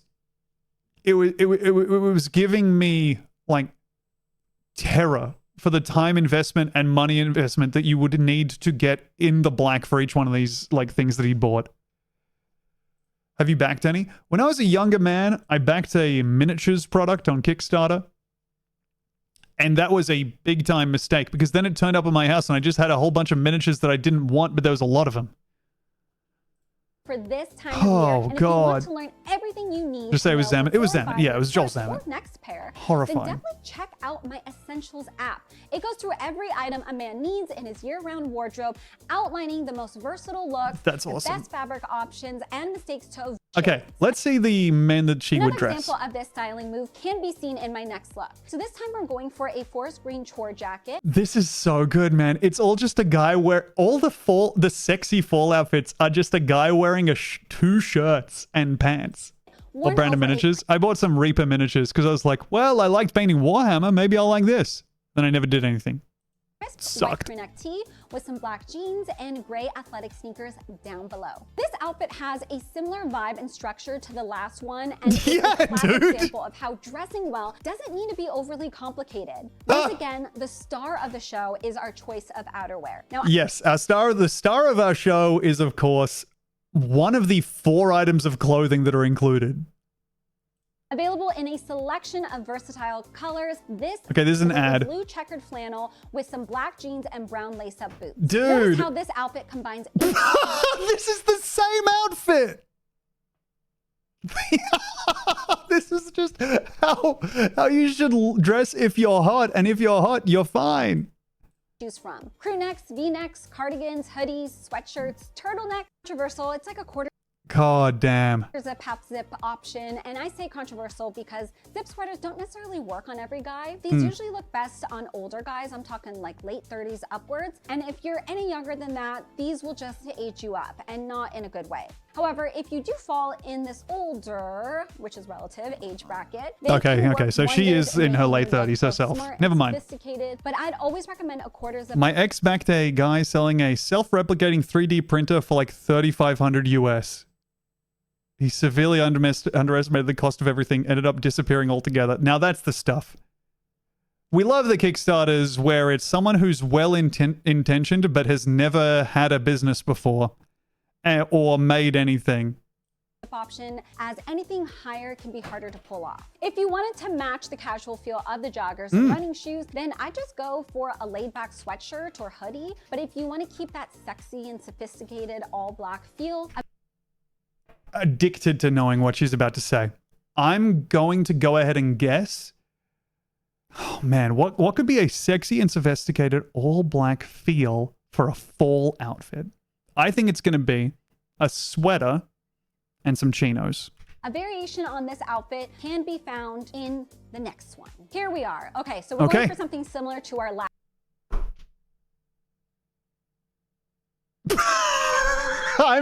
I'm addicted to this channel, dude.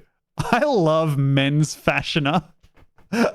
Just giving advice that does not exist. 7 sexy menswear items every grown man needs. Okay. This video contains none of the following: bomber jackets, low-top sneakers, dark wash jeans. Instead, I've picked my favorite overlooked menswear items that if styled correctly, will make you look more stylish than the majority of the guys out there. Wow. My first pick is one that you definitely own already, but odds are you're not wearing it as well as you could be. Don't say it's a white We're t-shirt. talking about t-shirts. Any fan of the show The Bear knows that when worn correctly, a simple crew neck tee looks both stylish and sexy. I'm gonna lose my mind. You need a nail to make the ladies say, "Yes, chef." First and most importantly, the fit. You always want your t-shirt to gently hug your torso, and you shouldn't be able to pinch no more than like 2 to 3 inches of fabric on either side of your belly button. This goes A lot of this advice will just boil down to be hot basically, this is a woman who's so conservative, she believes that men should only wear, like, basics from the Gap. And as a result, you're just gonna, remember that if you're one of my bigger guys, wearing a baggy t-shirt will create a silhouette that how fucking dare you show them after they lost weight as your big fat guy ideas?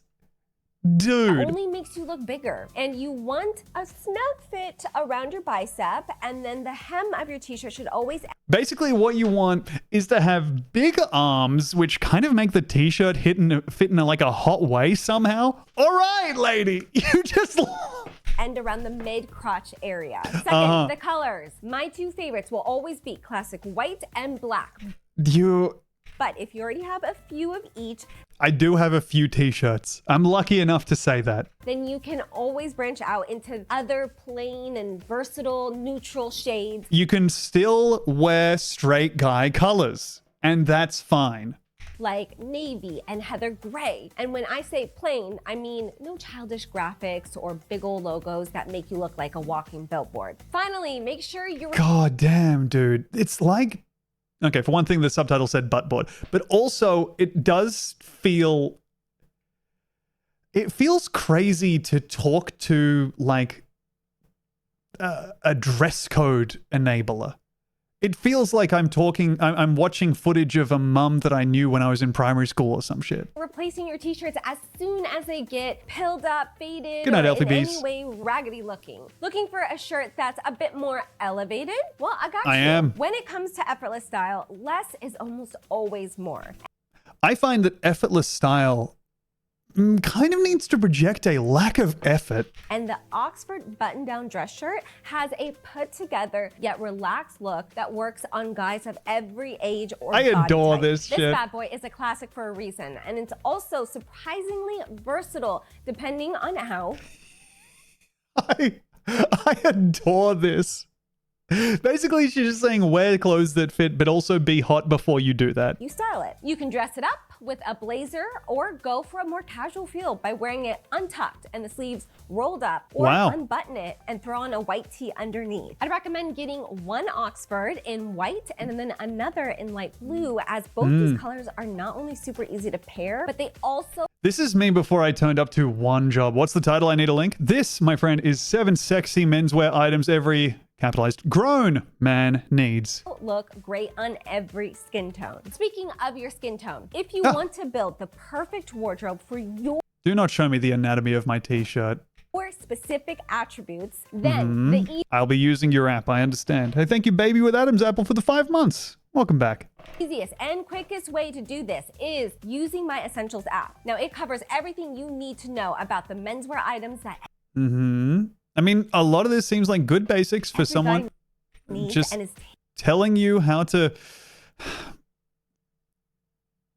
I mean, I guess like this is good and a good idea for, I don't know, like a guy who's coming from a world of only Marvel graphics tees. And like shirts that he got for free because Fireball was running a promotion down at his bar. Specific age, height, body type, and skin tone. Get a 3-day free trial by hitting the link in the description box. Me downloading this woman's app because my closet is full of only shirts that I bought after making them in Jackbox with my friends during the pandemic. My next pick is actually a 2-for-1. It's like the peanut butter and jelly of warm weather style, a Cuban collar shirt worn over a white tank top. Guys, okay, honestly, kinda like you this. see the sun shining, you need this combo in your everyday routine. It's incredibly basic, but I do like the Cuban collar t-shirt. From a styling perspective, a Cuban collar shirt layered over a tank top just looks so damn effortless and cool, and it's one of the easiest Hey, ways thank you, S for to Head, for the insert some color and 24 months, personality 4 into years. your Wow, summer yeah, outfits incredible. Via Much the appreciated. design, Welcome color, back. pattern of the shirt. Just one note about styling. If you're one Please. of my bigger kings out there, swap out the tank top for your white crew neck t-shirt. You as got this it. has a more flattering look and will cover up any problem areas much better. So one of the Problem easiest areas. ways Interesting. Kind of completely sidestepping the idea that Maybe some people might like that body type. To look but good okay. is to feel good. And one of the easiest ways to feel good is to make sure that you're eating well. This lady's fucking... Okay, yeah, we got the Factor sponsorship, of course. So we're plugging the app and we're plugging Factor. If you want an upgrade with the Ryan Reynolds seal of approval. This is the third time, I think, that she's used a photo of Ryan Reynolds. We gotta discuss a stylish suede option. Now take it from me. To Suede recommend is a one look? of the sexiest fabrics a man can wear. Tom Holland looks like he's really in trouble in this photo, man. He looks like he just hurt his wrist punching a wall because he lost at Dominoa. He looks like he's fucked up. And Andrew Garfield looks like he just won. And it has a luxurious, He actually just got second by 1 place, which of course means he got double points when he won. buttery soft texture that denim and corduroy, they just can't compete with. And a trucker jacket in this material has a classic but elevated feel that No allows gay you guy I know finds Ryan Reynolds hot, and I think that says something. Sorry, Goldblum. stand out without being too overpowering. For colors, you really can't go wrong with rust or olive green, but like your t-shirts, you really need to nail the fit. As trucker jackets have Goldblum, one of those guys where you're just like, I don't know if this is like something that everyone else thinks. Goldblum, one of those guys where it's like, you know what, we can just go. Surely something is gonna come out at some point. I don't know. Maybe that's just me. Like, maybe we can just get ahead of that, and everyone who likes him should just stop already. You know? You've seen the vibe that he's walking around with? Start 3D printing with an affordable, quick build, optimized large format 3D printer. God, this is the link to the vision. Not just a 3D printer, a dream. I will say Demi has come into possession of a 3D printer. I think she's not used it yet, and I am dreading the moment that a use case for it comes up. Creeps, find a way. Yeah. Someone I know has like a Jeff Goldblum impression that they worked into their show. Like really like, they're like, I don't know, I'm like Jeff Goldblum. You know, like just no reason for the reference to be in there, but then just like, like just a moment where I was like, okay, someone told you this was a good impression. And now it's just all, anyway. And that the sleeves hit Boring. right around the bend of your wrist. He was Islamophobic on Drag Race that one time. And you've got a classic look that the women will What an just episode. When it comes to dressing well, most guys completely miss the boat when it comes to their accessories. Bandanas, hats, gold jewelry, gross. Come on. Sports sunglasses, I mean, just the worst. You don't like dressing them? well, good accessorizing involves going for a less is more approach, and is We've got the lawyer.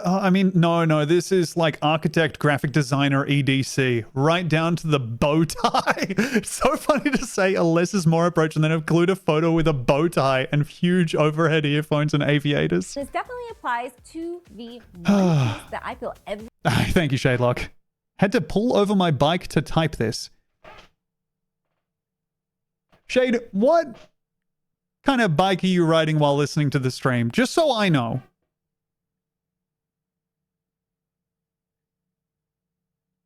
Just for my records.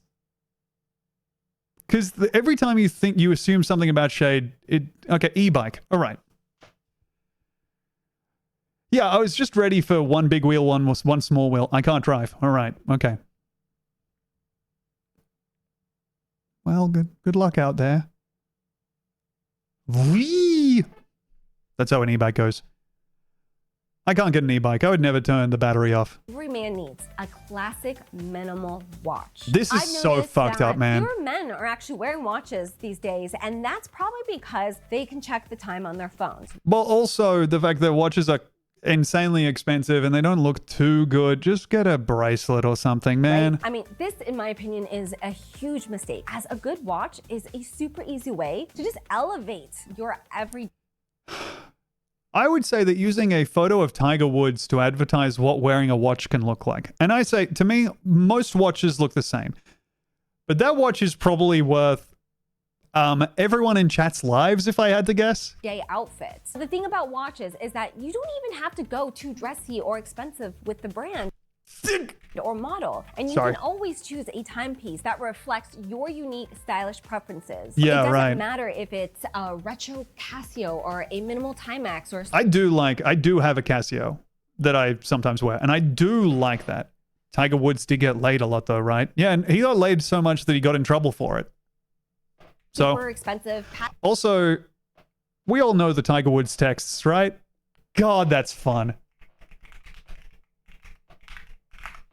When Tiger Woods was messaging the woman he was having an affair with, whose name was, and I've just been reminded of this, Jamie Grubbs. No? All right. Sorry. Let me grab this.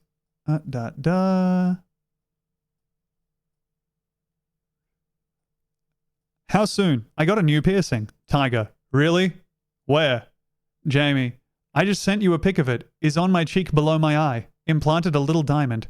Send it again. I didn't pick up on that. You just need some attention from me. Now let me... here we go.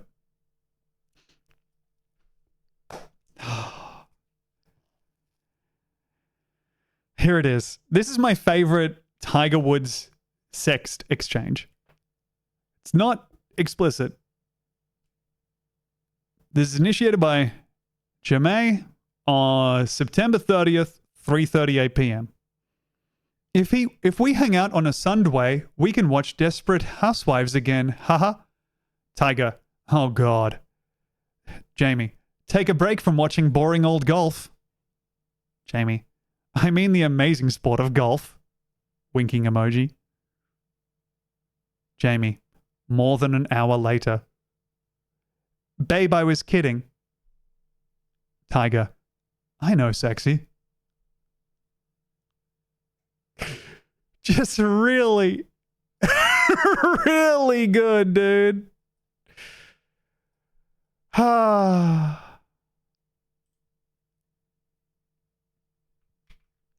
And yeah, no, Tiger Woods just does at one point send a message that just says, I'm Blasian, smiley face. The act of wearing a simple, not too gaudy watch demonstrates that you're a guy who cares about the details. And for us women, it's all about the details. Women love details. If you want to know what to look for when buying your next watch and all the other items you should be wearing, what good clothing should do. I've spoken at length about the classic pants that every man I've spoken at length about the classic pants should own, like tan chinos, dark wash jeans, and even comfy joggers. But if you want an option that will instantly elevate everything, God, dude, these are all the guys I went to high school with. Everybody there got dressed by their mum and their mums dressed them like that. And sure, I got dressed by my mum too in high school. What am I going to do? Decide for myself what clothes to buy when I'm like 13? No. I'm going to wait till I'm 19 and buy the world's worst jeans that give me ingrown hairs over my entire body. 7 sexy menswear items every man need. 10 men's hairstyles women hate in 2023. The first men's hair. I got my girlfriend at the time took me shopping and I bought like the skinny jeans, but she had like a type that she liked and they were tight enough that they were a struggle to get on. I didn't know shit. I was just like, well, if you like them, and the jeans were so tight they literally looked like leggings. They were completely hugging my body, and they were tight enough that they hurt my leg hair when I took them off. Anyways, here we have 10 men hairstyles women hate in 2023. Haircut that we women hate. That was fashionable at the time. It was. Has got to be any hairstyle that's overly greasy. Oh. And the reason why should really be obvious. I mean, it pretty much looks like you've gone days without bathing and suggests that you feel your personal hygiene is something you just don't take seriously. Guilty as Don't get me charged, wrong, honestly. A bit of shine can look great, especially on shorter and neater hairstyles. Longer, greasier hair is just nasty. There's carefree and careless, and this look is very much the latter. Next. Now, when it came to making this list, there were a few picks that were just super obvious, and it came to this next one. Let's just say I didn't really have to waste much time. This is anti-Australian propaganda, dude. I'm mulling it over. Yep, you saw this bad boy coming. It's the mullet. All right, so when it comes to rocking a mullet, I mean, I can kind of see the logic behind it, especially if you're a That's just like a cool-looking guy. Younger guy. We all know that women find confidence to be a super attractive trait in a guy, and what could be a bigger display Dude. Holy. of your self-confidence than showing the world that you think you can pull off a mullet? Well, Okay, that guy looks like evil, but sorry to be the bearer of bad news, pal, but you just can't. No guys can, except maybe David Bowie or Rod Stewart in the this is the first time she's liked feminine guys. It's crazy to be this prescriptive about how guys look and just be like, you shouldn't take risks, and then show. 70s. So Is that an AI generated Rod Stewart? Oh, keep come it on, business dude. all over and not just at the front. So sometimes Keep it business all over? I feel like Did you find people treated you differently when you rocked the mullet? No, I feel like I've looked insane enough the past 5 years that nobody really, I haven't noticed any difference. I like my hair now. This is kind of a normal look. But prior to this, I had shoulder length hair with bangs, which was completely fucking insane. That's one of the worst looks you can ever have in the world, man. But I thought it was funny, so I did that. Saw a guy with a mullet the other day, then noticed he had a tattoo of a boxing kangaroo in the Jordan Jumpman pose. That's so good. We're reliving the emo phase of the mid-2000s all over again. I mean, MCR reunited, Paramore is officially back, Fall Out Boys are apparently releasing a new album this year. Okay, let me tell you this. For one, Paramore never left. Probably. I don't really keep up with them, but they seem like a band that's just been around the whole time. Do you know what really does not need to make a comeback? The emo fringe. Okay, no, you're right about this one. We don't need You this. all know the look that I'm talking about here. That stupid side-swept fringe that was made famous by Justin Bieber It's and so Zac cool. Efron. There was a whole 5 years where people were just seeing out of one eye, man. No one was catching a baseball. Depth perception out the window. Above your brows. Also, God. rocking a side-swept look often means you have to keep doing those annoying little flicks to keep your fringe out of your eyes. Trust me, it was annoying in 2006 and it's annoying in 2023. And if you want to give your luscious locks a complete overhaul and rock a hairstyle and this that is going to be an ad absolutely because she's adore, wearing then something look different. Yep. completely go out the window. Oh, please tell me. Maturity, charisma, and a feeling of self-confidence, all of which completely go out the window when you try to pull off the next hairstyle that women hate. What is the hairstyle that women hate? The bad dye job. Guys, there is no bigger indicator that you're trying to cling to your youth than dyeing your hair a darker color. And 9 times out of 10, you look like Creed Bratton when he got hold of the printery. Just The awesome reference. Expertly executed. Hey, thank you very much, Joey Pantsman, for the 18 months. Welcome back. I don't think this isn't really a hairstyle. This is just her being don't. Wait. to resist the temptation to keep the edges grown out while going bald in the middle. Now, look like a giant rat. No list of bad hairstyles would be complete without mentioning the infamously bad rat tail cut. Now, I know this particular haircut is becoming increasingly rare, thank God, but there are still men out there delusional. Is she going to be anti-man bun? Also, while we're on the subject, Get ready. no dirty ponytails, please. Being able to pull off long hair as a man is definitely a privilege. Okay. So please don't take it for granted. Buy a wig if you want to pull off long hair at the end of the day. By pulling it back into a nasty, greasy pony. It really is a nay from me. All right, so this next hairstyle is so bad that even just saying the name of it out loud is enough to make any woman shudder with disgust. Okay. Here goes. White Thank you for clarifying white dreadlocks. Glad to hear that. guy dreads. Ooh, I know it's bad. Now, it should go without saying. Fair enough. They smell. Those are bad. Stop clock, write twice a day. In men's hair world, there are a few stylish haircuts that continue to stand the test of time, Mm. looking good decades after they were first popularized. Of now, course. I'm talking classic Jews like the French crop, the side part, and the pompadour. On the other hand, there are also certain styles that pretty much became dated the moment they were unleashed. Awesome. Enter the undercut. So this particular look is kind Sorry, I just really like looking at Macklemore, dude. That's just fun. The side cut really does make it clear how much face he has. We need to pump up the size of those ears so he can hear his own wonderful music some more. of like the hair equivalent of a bad leather jacket or skull-shaped jewelry, and that sporty one makes you look like you want everyone else to think you're a badass. Once again, we have Beckham to blame for this, as well as Brad Pitt and the Peaky Blinders gang. And hey, I've tried to watch an episode of Peaky Blinders. Has anyone else tried to do that? Anyone else checked out the world of Peaky Blinders? Yeah, no. Okay, audience split. It's like one of the dumbest shows I've ever seen. My friend who liked John Wick recommended it to me, instant pass. Vile, you continue to have just the world's most fucking baffling opinions. God damn. Did you see the Hassan Piker Theo Von interview when Theo brings up Macklemore and like throws Hassan for a loop? I have like a lot of things wrong with me, but one of the things I have right with me is I have not seen the Theo Von Hassan Piker interview. I've not found myself typing those particular words into a search engine. I saw like one Theo Von clip. I saw his one special when he was like, without knowing who he was, and I was like, oh, that's kind of funny.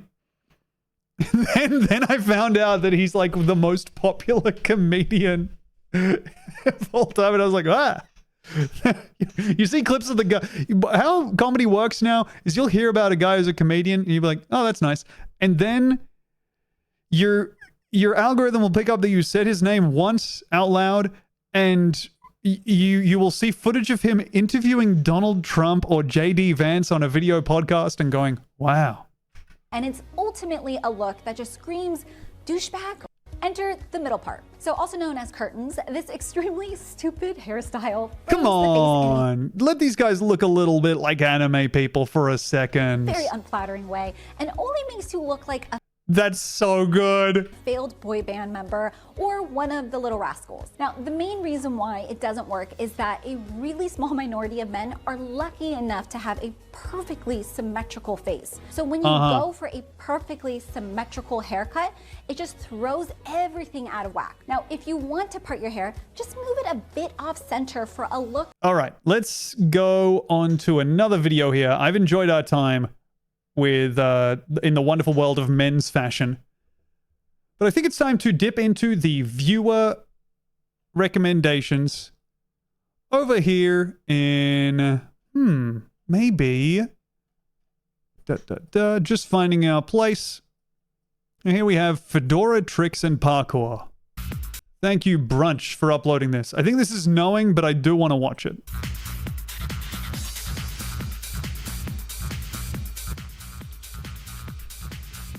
I mean, this is just some good stuff.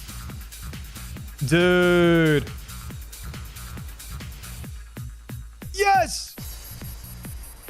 Landed!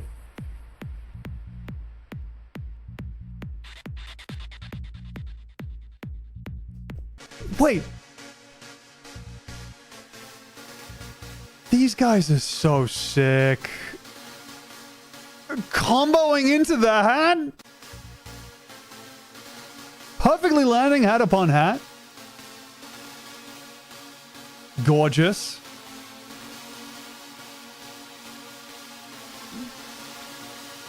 That's crazy to be that graceful while landing, but that bad at like going down the stairs.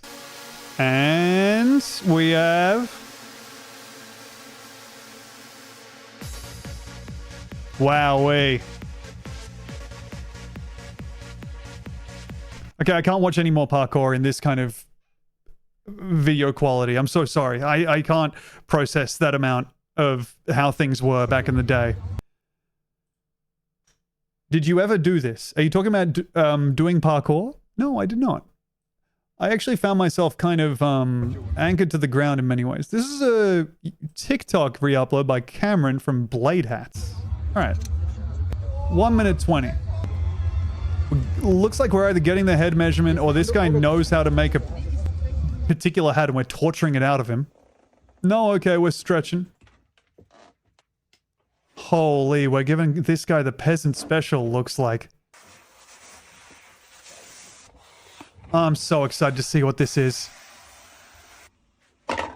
Tom went through a breakdancing phase instead of parkour. I unironically did pray to God to make me good at breakdancing.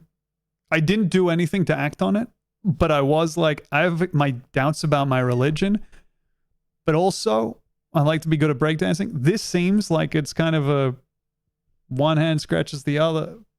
I guess it's not one hand scratches the other, is it? You scratch my back, I scratch yours. Because I kind of own both hands. Anyway, it didn't work out.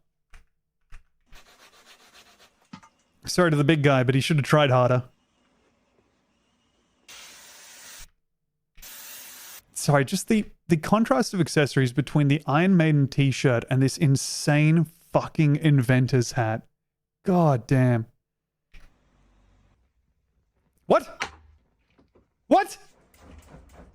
What? Is that part of making a hat? You set it on fire for just a little second? Also, first time noticing how battle damaged this guy's jeans are.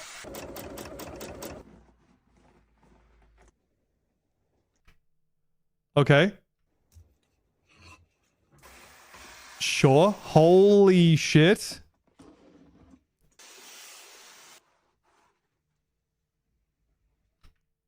Dude.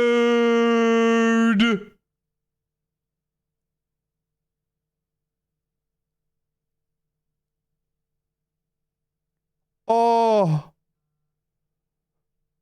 Quick draw ability up 3 to 5%.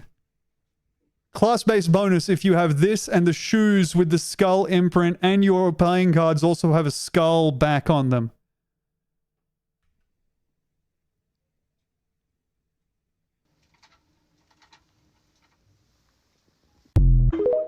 It's weird for me to think that that got made.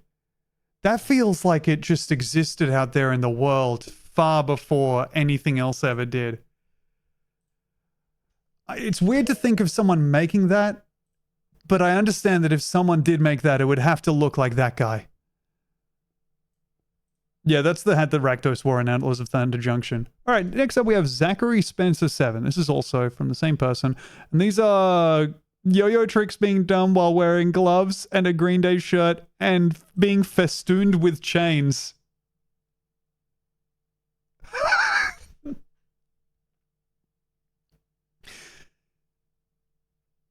This guy has the unfortunate type of hair where it's thin enough that you can see the color of his scalp peeking through. Whoa. That rocks, though. It is always nice to see yo-yo tricks and be reminded that that's something that somewhere, like someone around you, there's probably someone within 5 kilometers of everyone watching this who has like devoted a significant portion of their life to mastering the world of yo-yo. Also, good night, Petsos. Hope it sleeps well. I have a yo-yo story, which is that I talked to one of Demi's nephews. And I was like, oh, what are you doing recently? And he was like, oh, I have a yo-yo that I'm playing with at home. Oh, no, it was it was around Christmas. Sorry. I was over there for Christmas, and I asked him what he got for Christmas. He was like, oh, I got this and that. And I got a yo-yo. I got a new yo-yo. I was like, oh, cool. That's so sick. What kind of yo-yo is it? He was like, oh, it's like this kind of yo-yo. It has like a brain in it, but it's like not top of the line. You know, it's not like the really fancy ones. And I said to him, that's great, because that way you can pull off the tricks, but also be confident that it's because of you and not because of the yo. And he like, he so visibly got uncomfortable and wanted to leave the conversation. He was so done with talking about the thing that he was obsessed with. How are there 2 back-to-back messages saying, and did he hit you in the stomach? And did he punch you in the stomach? Okay, for 1, no. And for 2, he couldn't even reach. Kid's tiny. All right? You ruined it for him? Great. No, come on. It takes more than an uncle by marriage referring to a yo-yo as a yo than to... Okay, no, yeah, I fucking got him out of there. But also good. Let me get him away from all the circus skills, all right? He should be learning to code, or he should be honing his AI prompting skills so he has a job. Huh? All right, next up we have... Let's see here. Another TikTok. This one posted by... You ready? Born Under Punches.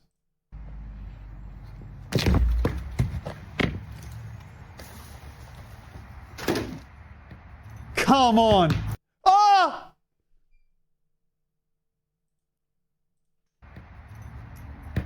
Ah.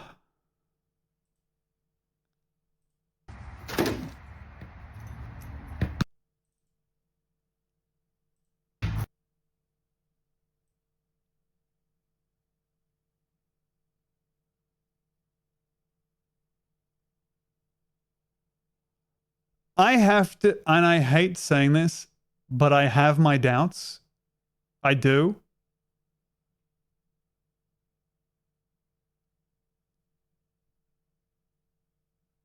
But it looks... It's well made, I'll give it that.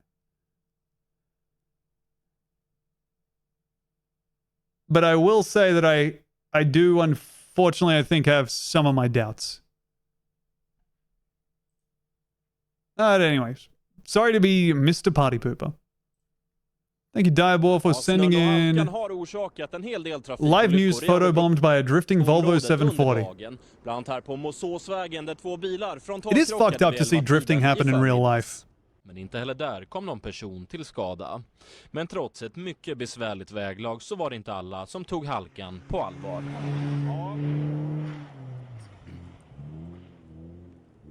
They're having some fun. Oj, oj, oj, vilken galning. Oh, the Finns, dude. They love driving like crazy on their funny little roads. I'm thinking that they're Finnish, but I might be wrong. But also, doesn't he seem Finnish? Doesn't she? With saying, oi, oi, oi. Swedes? Fuck, dude. I'm dead if I ever cross over the equator.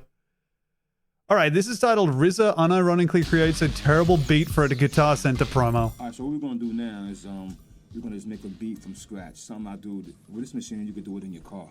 Okay. On the plane. Mm-hmm. You hear that? So that's the tempo, right? So now what I would do is come here, choose a sound. Boom, sound. Okay.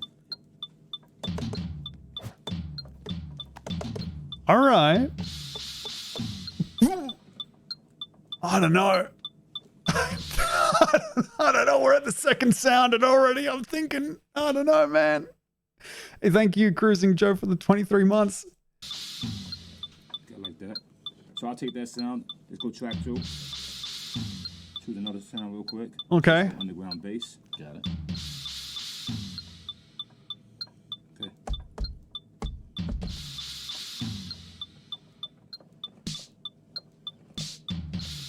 Turn this down. The good thing about this machine, you could put the quantize to 8 and just make it go tighter. See everyone tighter? Got it. Okay. Track 3. I'm feeling a lot of anxiety. Come back up here to my sounds again. I guess maybe it's hard to like manage the mix. Sounds like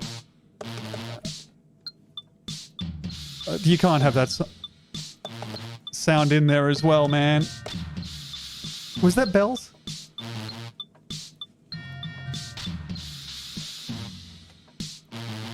Alright, so then you kind of really Fuck, man. have that modern sound.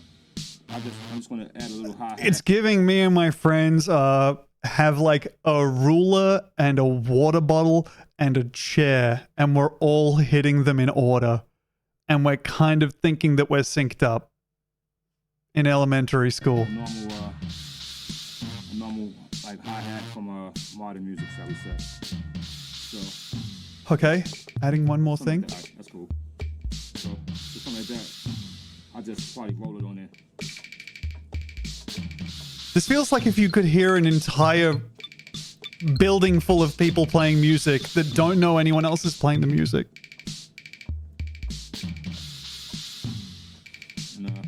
That's just RZA making a quick beat. So that clicking is the normal hi-hat from modern music? Right from scratch.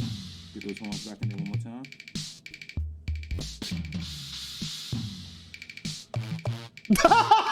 Not the farts back in. Oh. Cool, man.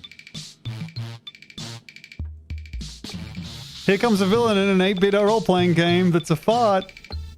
And here they come. Here comes the butt villain.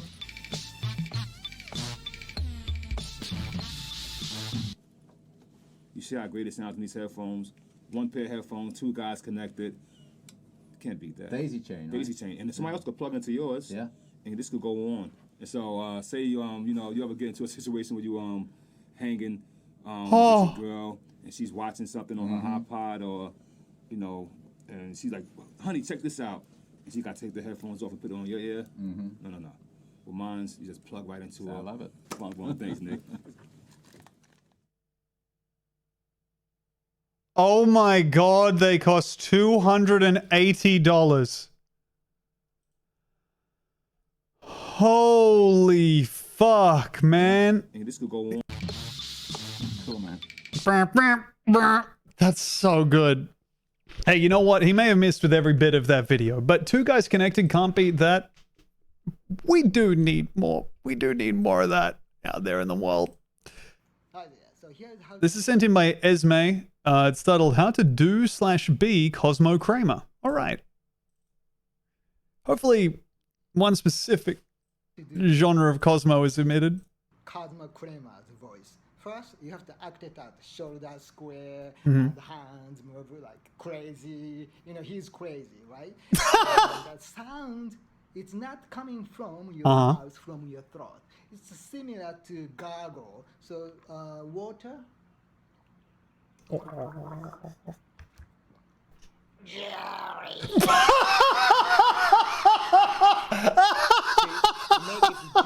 Is there another Seinfeld out there that I don't know about? He sounds like 2025 Marge Simpson, dude. He's so wet because he was gargling before to make sure that he sounded like Kramer. And he just tried it off camera and thought, yup, I was right. Still image, Cosmo Kramer while saying Jerry. Okay.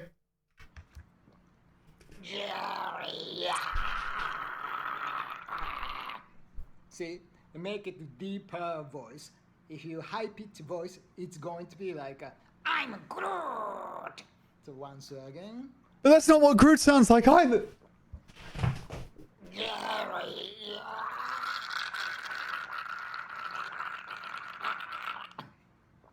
Okay. So crazy the better. And have fun. He's with so it. wet. And thank you for watching. I'll see you later. That's it? Come back! Don't leave me! Don't leave me, Mark Genki! Impressions of... Okay, fuck, man. Fuck. Okay, impression of Mrs. Doubtfire. Please. Right now. Give it. Today, I'm going to tell you that wishing a very new happy new year to all of you. My name? Oh, I thought I gave it to you. Oh my god, I just realized he's doing Mrs. Doubtfire already. I thought he was just being himself. We're already in the impression. Can you crank the volume a bit? I will crank the volume a bit. I'll try. Everything's turned up to max on my side. But let's see if I can work out. I think this'll maybe help. I don't know. Doubtfire. Mrs. Doubtfire, dear. Oh! I thought I saw James Bond. Pardon me, that was Pierce Brosnan. Anyway, I hope I'll see you again soon. Until then, ta-ta. I love the Robin Williams, okay? I'll see ya. Thanks.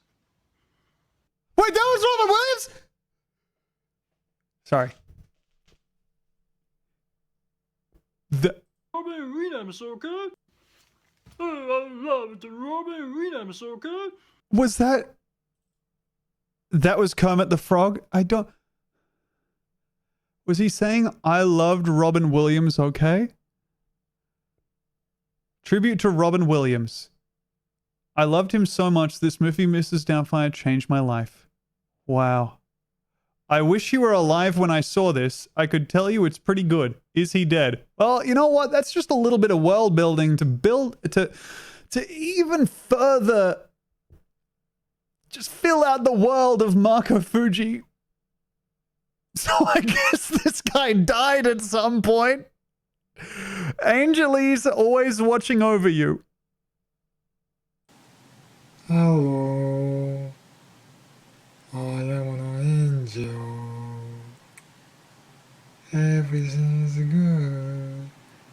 You're gonna be alright. Let me...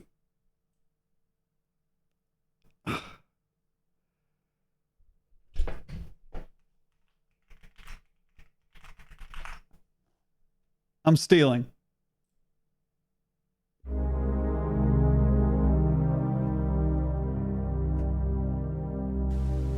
Hello, I am an angel. Everything's good. You're gonna be alright. Trust me, okay? Believe in yourself. You'll be fine. You'll be protected. Happy, joy, love, creativity, prosperity, abundance, love, joy, smile, funny. Hello. Hey, thank you, Stupid Boner, for the 5 months. Welcome back. Everything's good. It did end on funny, yeah. I'm just gonna...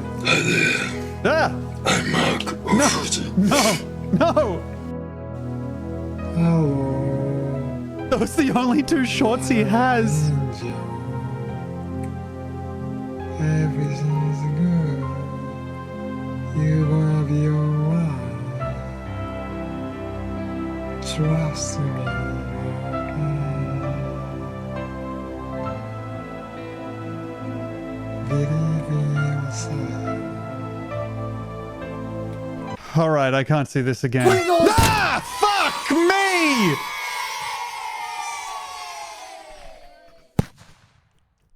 God damn it, how'd you time that? Hey, thank you very much for the 20 bones. Thank you, Tyrannical Bork. Alright. I need to see impressions of Al Pacino, Robert De Niro, Steve Carell, Joe Pesci, Sean Connery. Holy shit, there's only 68 seconds to fit all these guys in.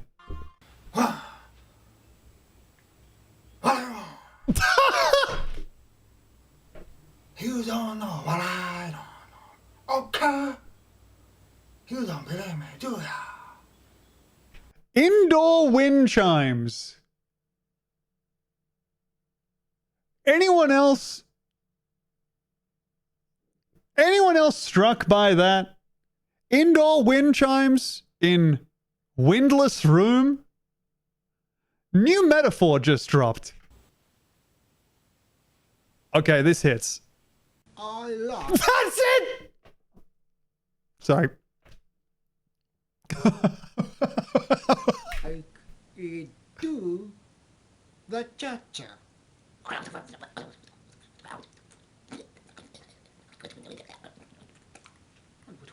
I'm not familiar with Steve Carell's work as I thought I was. How Good Pesci. Wait, how funny? How funny? How funny? How's that? My name is Bond. James Bond. I am Sean Connery. Okay, yeah, no, that was good. Don't say he's Kasama Kiryu.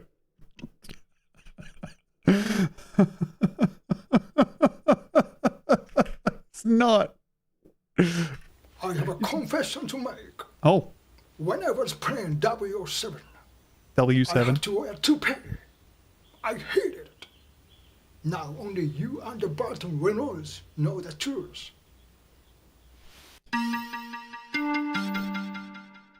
God, what a good end of video sting. Also, saying that he played I'm Sean Connery and I played W7 is so good. Fuck, man. Go to his website. All right, let me also check out Marco Fuji IMDb page. Thank you.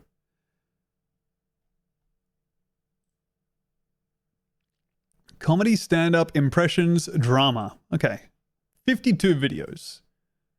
Impression of Morgan Freeman, The Secret of Youth. It's so freeing to click on an impression of Morgan Freeman from someone who's not African American, but be so certain that it's not going to be anywhere near accurate enough to possibly be racist. Just so... I'm old.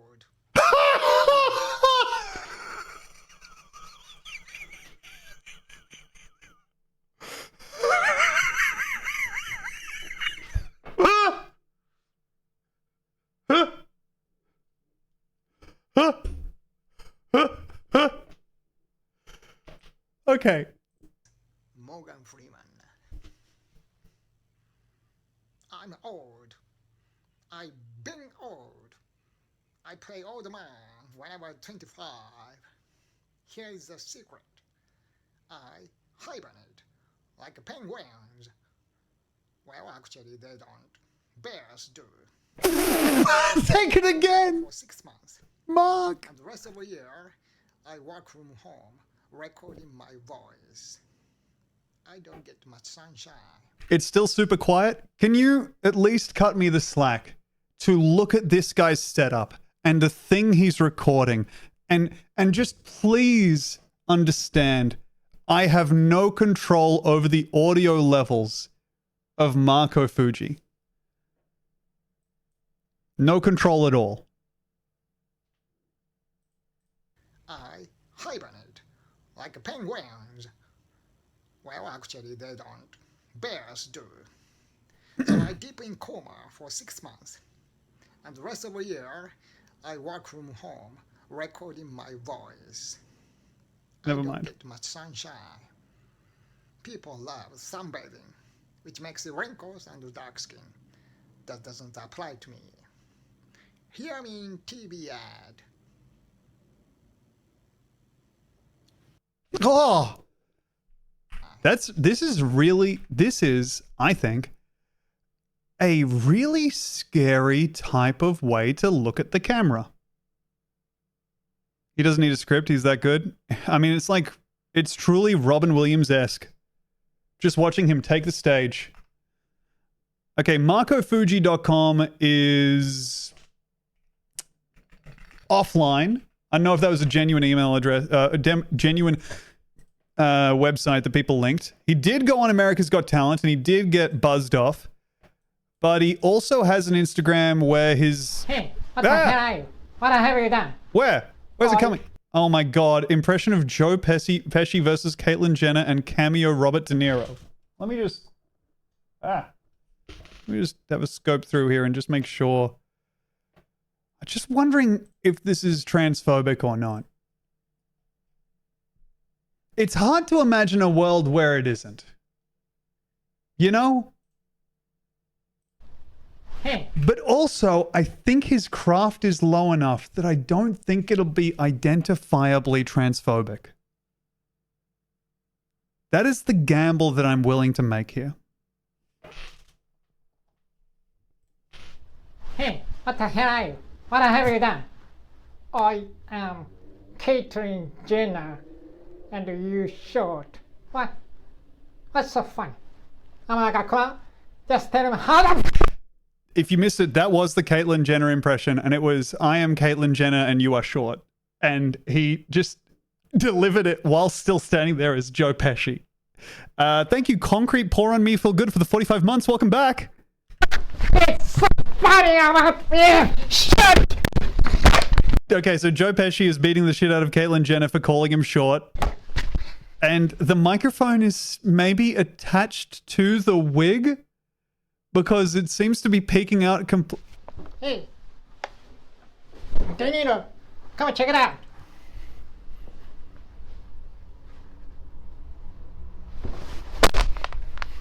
That's the cameo Robert De Niro. Okay, so yeah, Robert De Niro again in a non-speaking role. Fair enough. I don't know that clarifies as a Caitlyn Jenner impression, but also I'm glad to have my gamble pay off there. Let's see. How to do /be Cosmo Kramer is really good. This one I won't be clicking on. Impression of James Earl Jones' Field of Dreams. This one is shot on location, dude. I'm all in. The distance.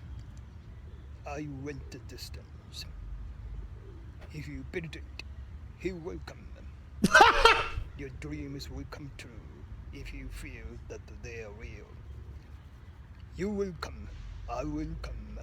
We all come. Come true. Doesn't sound so bad. There's a guy at the edge of the baseball field saying he's gonna come. I don't know. Impression of Jackie Chan. Very cool. Let's go. Holy shit. Genuinely amazed that those things have been hiding under there the whole time. This is how it works with old guys. Sometimes one of them will just pop up and have arms like this for seemingly no reason, dude. If you were born like pre-1960, you just got a little bit of lead in your food growing up and it made you this ripped for the rest of your life at the cost of like, let's say just a sweet like 7% brain function. Train hard and eat Slim Jim. I don't care if you live in Ohio or what. You can do that. Yeah. Sounds kind of like Cosmo Kramer in the latter half, I gotta be honest. Sounds kind of eerily similar to Cosmo Kramer. President Obama impression found. And this is Barack Obama. Okay, the impression has not started yet. That was Mark, but we're about to hear President Barack Obama. He's even got the map. Has he done a Donald Trump? I believe he has died, actually. Yes, we can. We did it. I take questions. You. Am I crazy for saying...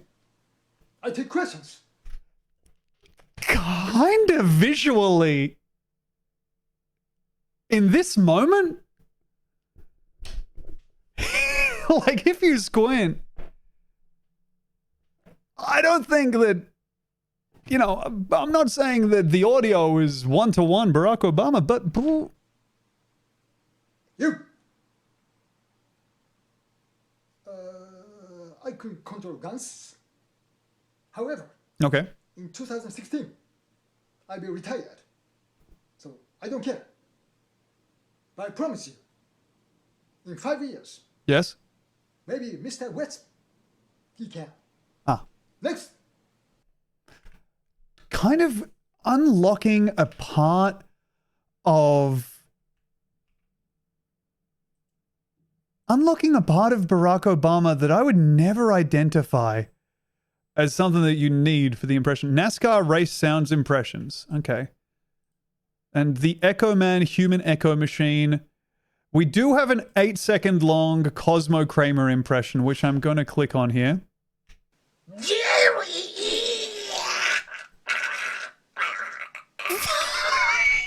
Even knowing what it was, it still hits.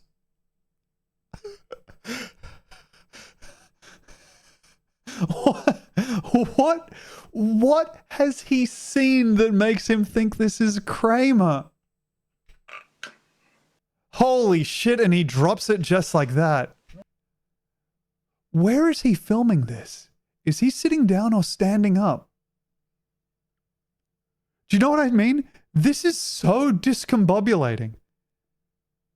It looks normal, but why is there a doorknob at head height? Is he sitting in two doorways? This seems like the thing you would avoid if you were recording something that needed sound.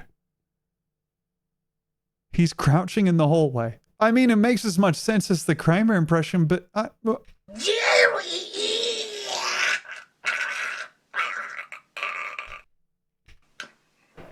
God, it's good. All right.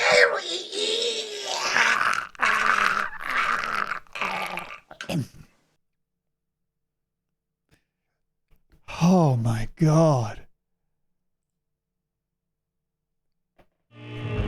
Do we know what nationality this guy is? Maybe dubbed Kramer was crazy. Maybe I'll go through and just guess a whole bunch of nationalities and ethnicities that I reckon he is. Holy shit. So this is him. Holy fuck. God damn, bro. No comments. I'm not going to be the first. I don't have anything to say that's not already said by how he looks. Okay, NASCAR race sounds impressions. I was scared that it was just going to be the sounds of the car.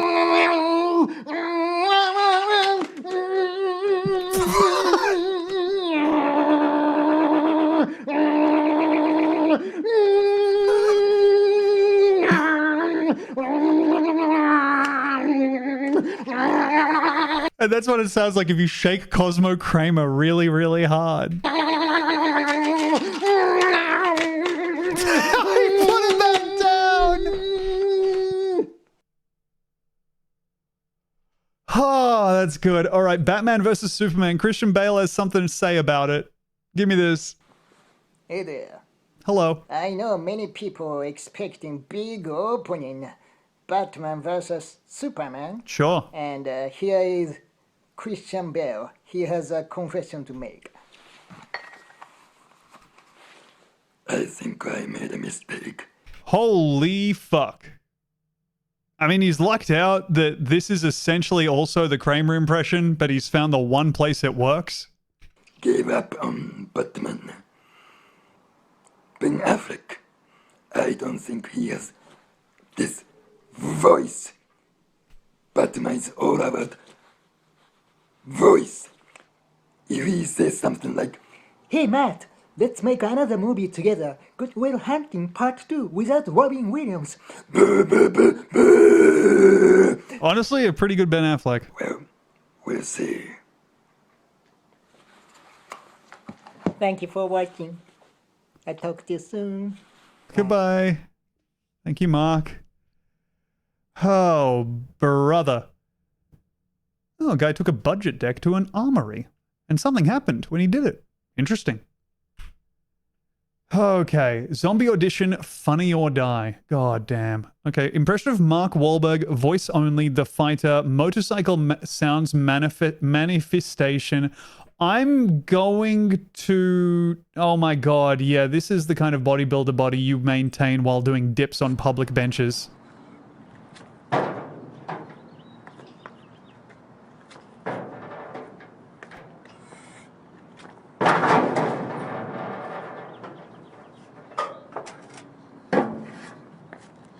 That felt intentional. Let's see the impression of Mark Wahlberg that is voice only. I'm the one fighting. Not you, and not you. I just want my brother back. What's wrong with that? I'm not Matt Damon, alright? I look much better, alright? What's wrong with that? I know I'm a lucky bastard. What's wrong with that? Yeah. 100%, man. That's him. Oh my god, and they can recommend me that I buy or rent The Fighter based on me watching impression of Mark Wahlberg voice only The Fighter. Game show host, announcer, audition tape. 11 seconds of his America's Got Talent set. Do you make a living as a comedian? No. What do you do? I do massage. It's not a joke, okay? They got him. Clean comedy stand-up, Mark O. Fuji. Impressions of Batman, the Joker, Dark Knight, and Gilbert Gottfried. Impressions of Forrest Gump, The Rock, George Bush, Gollum. We are, I think, I really believe this. I think we might be about to see the one person who can't do a Gollum impression. Here we fucking go. This is thrilling. My mom always said, be yourself. That's what I did. That day, no particular reason. I decided to go for a little run. When I got tired, I slept.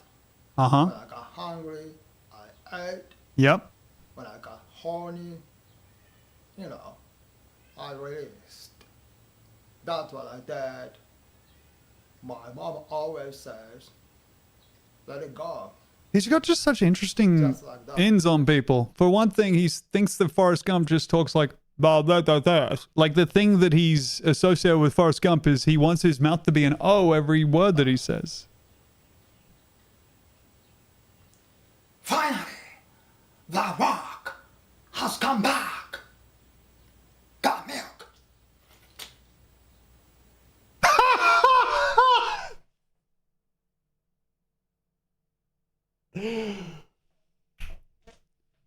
The eyebrow raise again. Got milk. Oh, that's so good. Raising both eyebrows, but squinching one eye.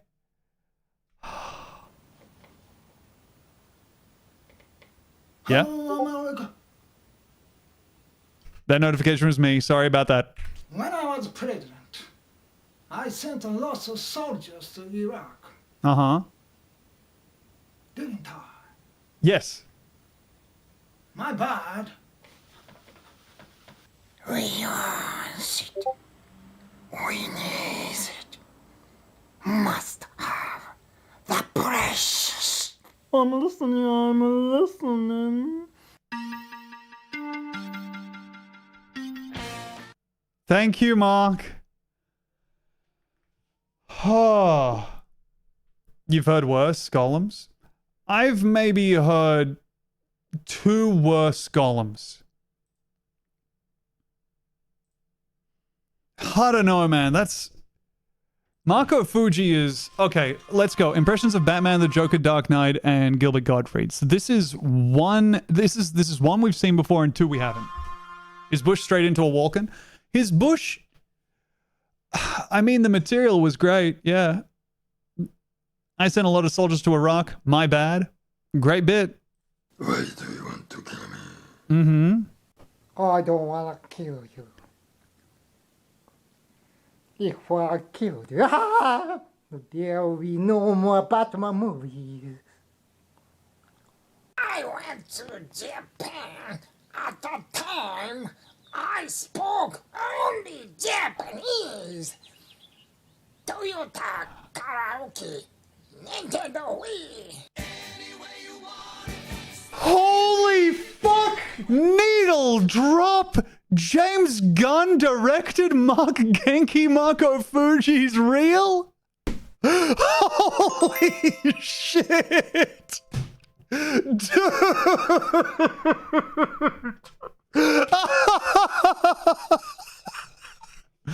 Holy fuck! Also, Gilbert Gottfried's trademark pose of standing there gripping the side of the face of the cameraman. Crying, an ad came up and I thought he was just really good at an Australian accent. You thought that he was doing Batman, the Joker, the Dark Knight, and then just like, GIO insurance is a must-have for those tricky times. Fuck, that's so good. Can we see it again, please, for the ads viewers? You got it. God, this chilling music. Why do you want to kill me? Oh, I don't want to kill you. If I killed you, there will be no more Batman movies. kind of Heath Ledger-esque. I went to Japan. At the time, I spoke only Japanese. Toyota Karaoke, Nintendo Wii. Fuck. So good. The perfect needle drop, man. Any way you want it, that's the way you need it. Any way you want it. Okay, his Gilbert Gottfried impression sounds like Tom doing the same impression. I think I would... The thing this has struck with me is... My friends, once I tried to tell my friends, please be quiet. You're being so loud and we're out in public. By the way, thank you, Beefus Christ, for the fresh tier 1 sub. Sorry, I missed that one. My friends are being insanely loud in public, and I was just like, can you guys please be quiet? You're being really obnoxious. And they were like, we're doing Gilbert Gottfried impressions. You have to be allowed to do one. And I'm desperate, like, I missed the trick. I should have just said, well, then stop doing them. But instead I was like, you can do them quietly, please. And they were like, no, you can't. And I tried to do one quietly, and they were like, you just sound like Marge Simpson. And I was like, no, I don't.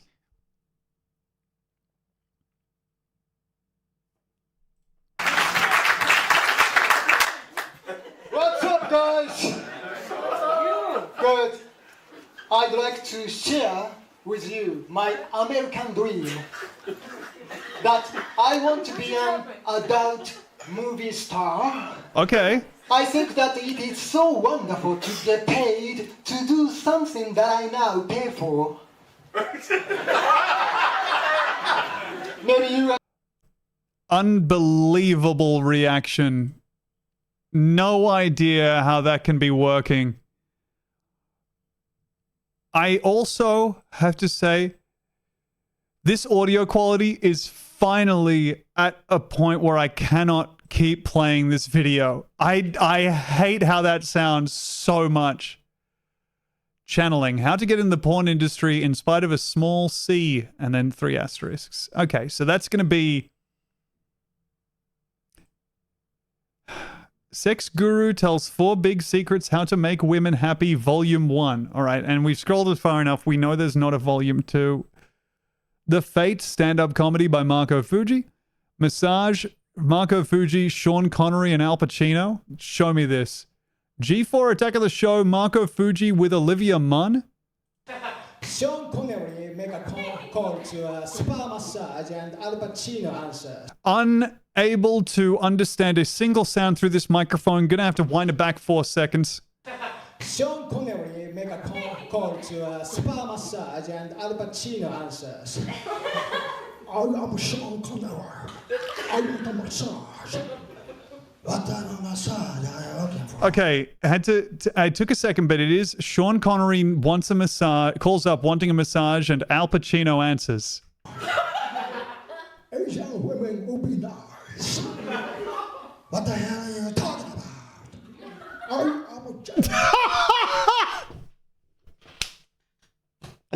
Forgetting to bring the phone up on the like 4th or 5th exchange. That's so funny. Fuck, man. Asian women will be nice. Look. What the hell are you talking about? The Japanese characters say Japanese person impressions or something like that. Right. But this is, look, I don't know if it's not Japanese. Yes, he's talking in English. It's just very bad sound quality. I'm a James Bond. I can have any woman I want. And also his Sean Connery impression is, for some reason, something like this. And so it sounds like, I don't know, Jimmy Stewart talking around someone giving him the mandible claw. Just do it. Do what? You don't know who you're dealing with. Okay. Thank you. $2 left. Yeah. Al Pacino never plays James Bond until now. My name's Bond. James Bond. The bit here is Al Pacino playing James Bond. You don't believe me, do ya? You don't know any of shit.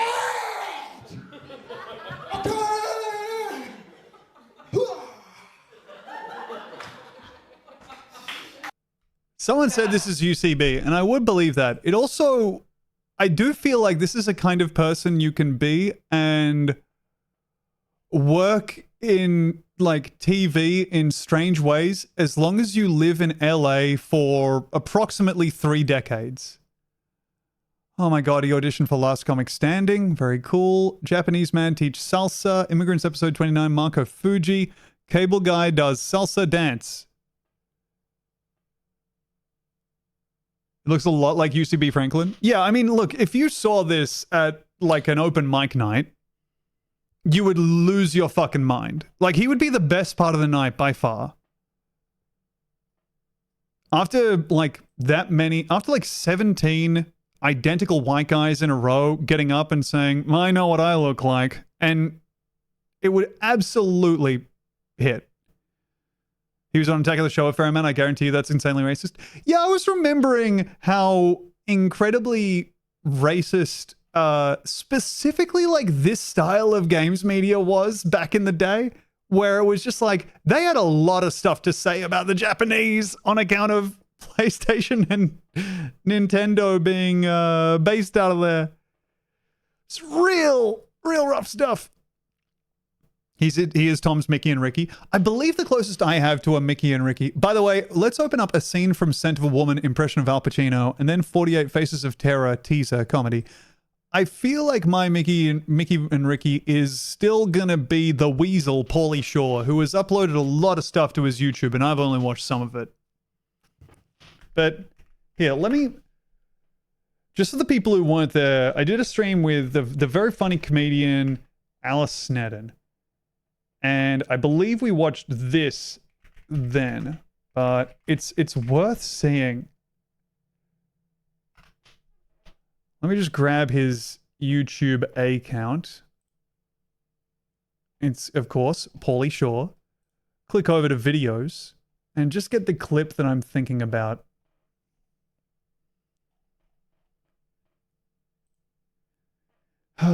Yeah, look, Pauly Shore is one of those guys, completely baffling. Like, I just wasn't there for him. And now, as a result, I get to hang back and look at something like Woman in Front Row Has Big Ones with bemusement. You guys gonna have sex tonight? I know you guys are. Fuck yeah, dude. Your girl's got some fucking really big ones, dude. Jesus Christ. That's good. Good for you. Can you stand up, turn around, please? Not in it. Ba-boom, ba-boom, boom, ba-boom, boom, boom. Jesus, I didn't think she would do that, but go for it, girl. All right. I said just show him. She's like, oh, fuck it. I don't believe she did that. Worried about the fact that a lot of these are showing that I've watched them all the way through. All right, here's a scene from Scent of a Woman impression of Al Pacino. She did jiggle him? Yeah, no, you're right, but, you know, she didn't... I think there was a difference. Good night, frogs are cool and good.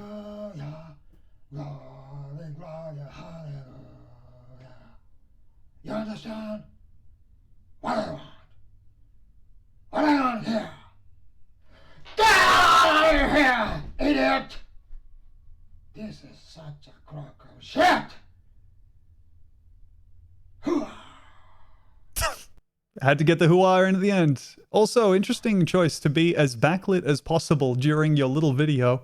And now, let's end off our Marco Fuji, escapades. A little introduction to him with 48 Faces of Terror, brackets teaser, comedy.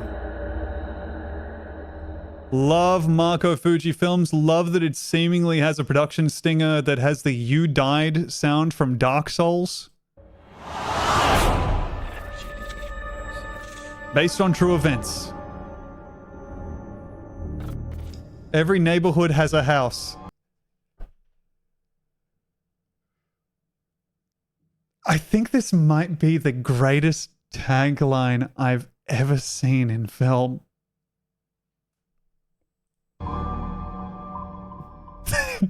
Gotta get the forehead in there. I get it, man. As someone who also has that as kind of an actor's trademark. Oh, different from the rest.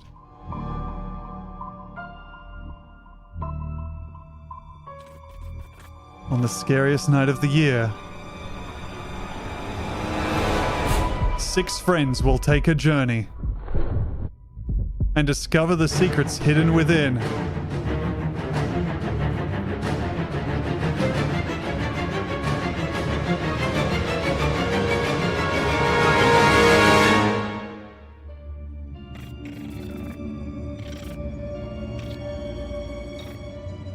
This is iMovie and Marco Fuji Films present a Marco Fuji Films production in association with iMovie, a Marco Fuji film. That's awesome. I do just want to take a sec and say that through this, he also, like, if this isn't, I mean, this is just like a children's glue and loose hair beard, right? No, yeah, it's tape. I can now see the transparent tape that he's used to put the beard on. Oh, fuck, Mark. Taken too soon, dude. This is a teaser of some of my impressions into a 1-minute trainer. Hope you enjoy it. I don't think this counts as a teaser for impressions, Mark, but I really appreciate it. Let's now see the human echo machine. And then we're done with Mark. Echo Man. Hi, how you doing? I'm calling from heaven. I see you are very successful. Thank you. And very healthy, having a great family. Awesome. With a great. He appeared on Nathan For You and did his Sean Connery. Just believe in yourself, and everything's going to. You are a little shit. Just go back to your seat or I'm gonna tell your fucking parents. I am Sean Connery. I want a massage. Oh my god, he's doing the bit.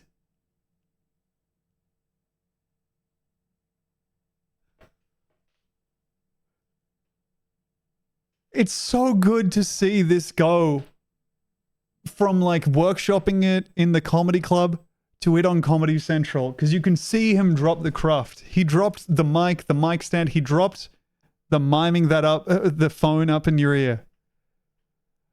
God. Okay. Fuck me. Let's check out.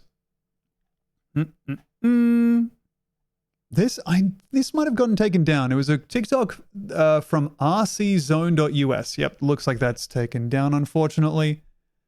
But we do have this from More Bror Alex. Mimicry. No! Okay, good. I don't know. I'm a rocket, posted in the cut, and I'm looking for a blockhead. In my white tee, I break a bitch, and I keep a big bank. Rock say like that. That's nice. Unfortunately, I think that means I'm not going to be,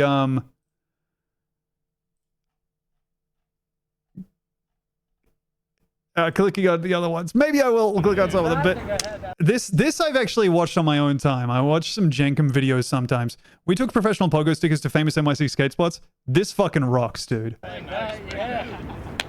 Like, we've gotten so this is filmed in, it seems like a mockumentary. Jenkem is like a skate mag. It's named after the well, I don't know what you call it, but you kind of ferment poop in a bottle and then sniff it. Yeah, like the poop drug. This guy does look like a professional pogo sticker. Get ready to encounter prejudices about professional pogo stickers that you did not know you had, but then they're immediately fulfilled. All these guys look like professional pogo stickers, while also, and crucially, all being like handsome guys. It's really weird.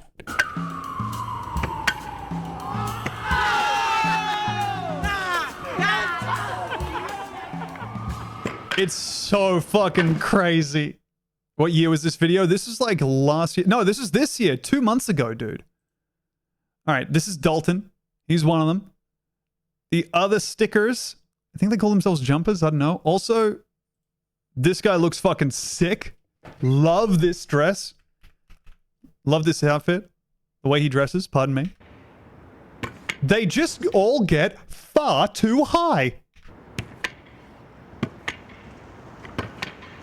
Isn't that fucked? Too hot, don't like it. It's really fucked up that all the Pogo guys are hot, dude. What'd you think of that? Beautiful. You ever seen anything like that? Never. And I've been here 60 years. This ledge sticking out right What the fuck? here. We saw one of like the closest. Dude. First clip in like the OG Pogo New York City video. That New York City video was They like can grind on prime 'em? Ex-Pogo stunt team days. One of the first all street focused videos because there's just so many iconic spots here. And then like a lot of the lead guys at the time that were just like the big names that we grew up watching. People grew up watching professional Pogoers. Pogo stick. Look at these fucking married guys. Together so well. Which What the hell, man? How old is the sport? Going on 20 years. I think 99, the name Ex-Pogo in the forums. Apparently the way this works, by the way, is that one place made these insane fucking pogo sticks that are like powered by hydraulics or something, and they now don't make them because they're the most dangerous things you can fucking imagine. Dalton not rocking the helmet, respect. None of them wear helmets, and they're all going to like floor 3, dude. It's insane. It drives me nuts. Right here. This is big engine, which was recommended. Big block diesel engine on. Oh my god, it's so loud.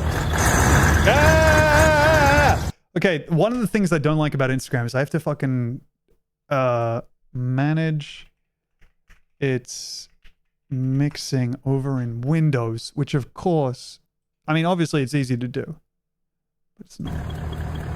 Obviously, it's simple to do something in Windows. What's up, Shruhan? Thank you for the 46 months. Welcome back.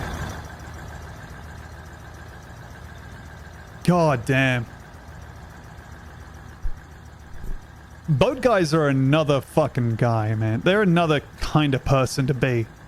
The guys who are obsessed with, like, cigarette boats that go insanely fast and then, like, are one step away from taking off and just flying away from the water into the air, killing everyone on board on collision.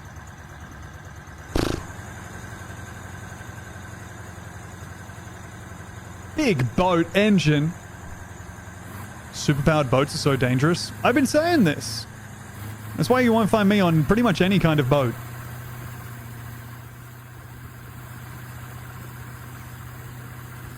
I simply do not require to be somewhere by boat this fast. God damn. It's just it's simply too large. I want to just go to a most replayed bit here because this is, and this won't surprise you, but they do some pretty crazy fucking stuff. I believe it. Here he is, jumping oh so high.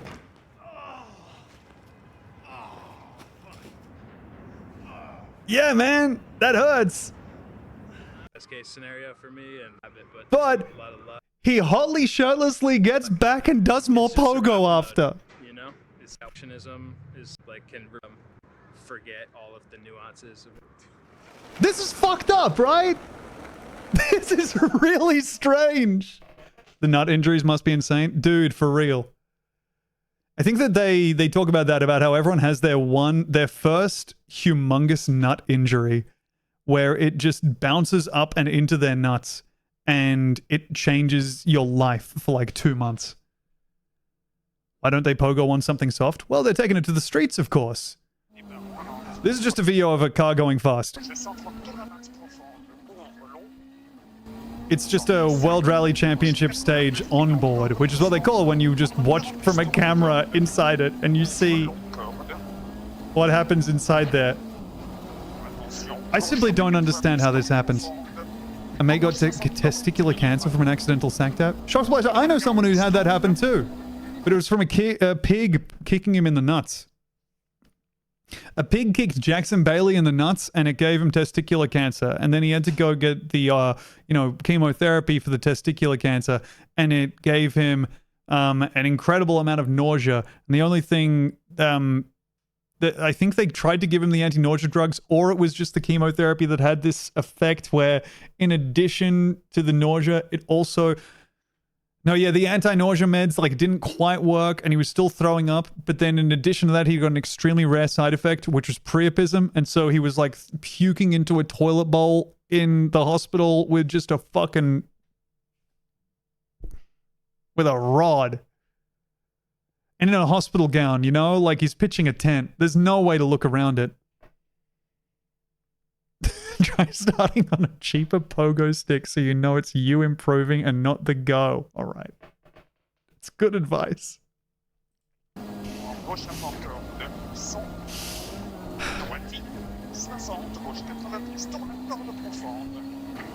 No jokes, that's bad luck. Heavy times. It does suck to get kicked in. Well, I will say, I think that he's okay with you making jokes about it on account of he lost a nut from getting kicked in the balls by a pig hard enough that it gave him cancer.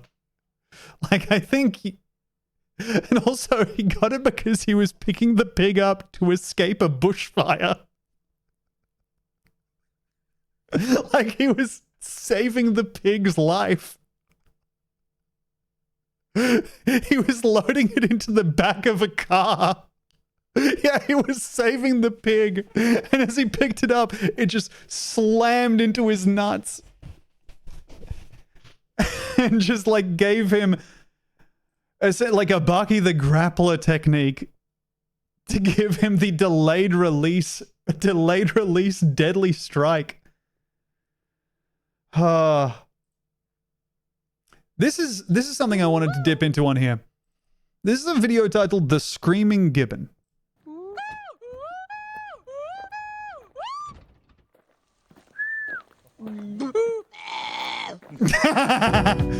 No, go back. No, home connoisseur Susan. The reason I wanted to get into this here is, for one, great video, right?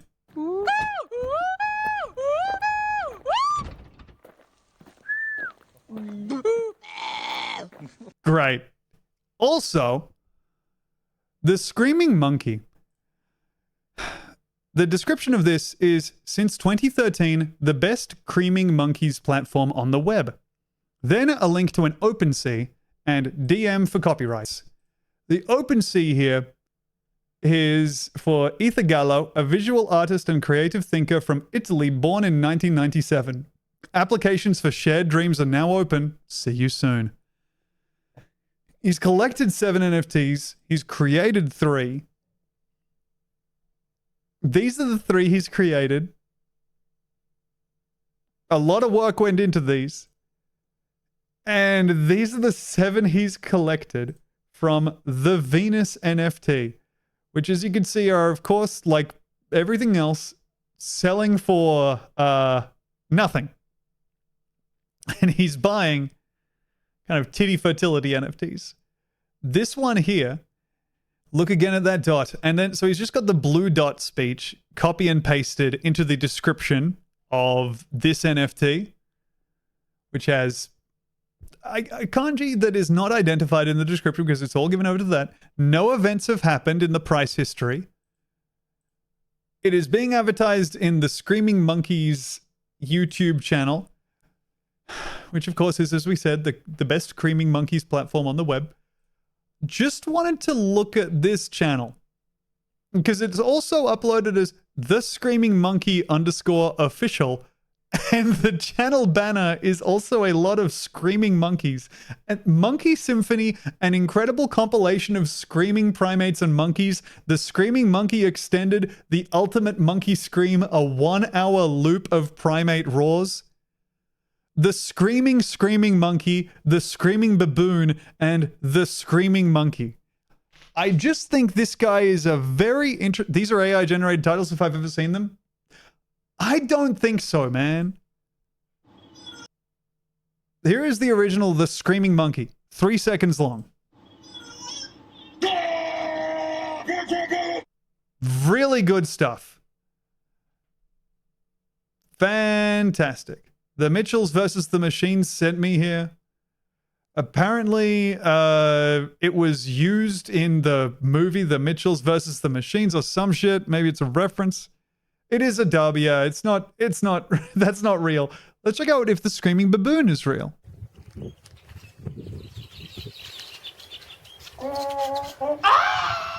God, I hate when they do that.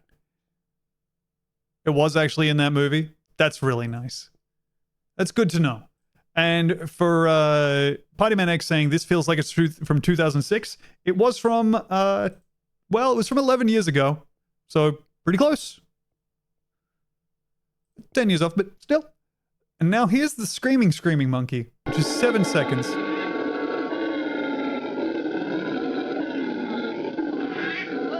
That's good.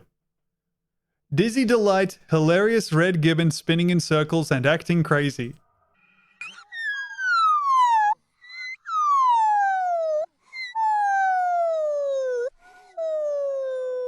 Good stuff.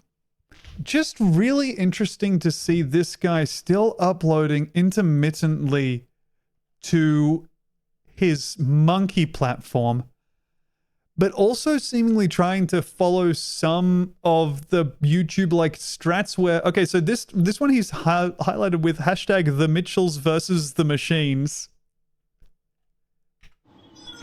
Just after Gibbon's primates.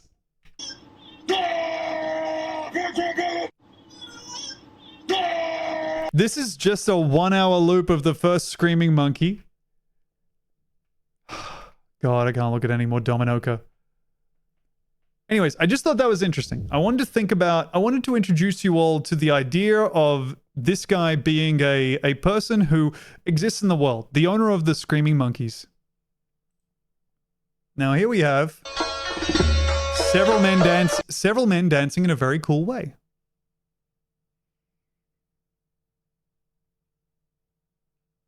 I do like this.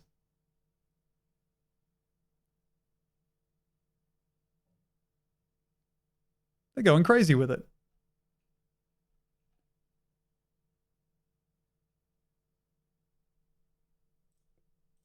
Gorilla in the rain is singing a peaceful song. Let me go ahead and activate my computer's ability to control the sound on Google Chrome. Ratchet that down to about 50%.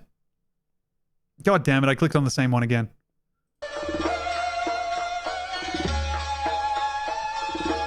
Okay. This one. Fantastic.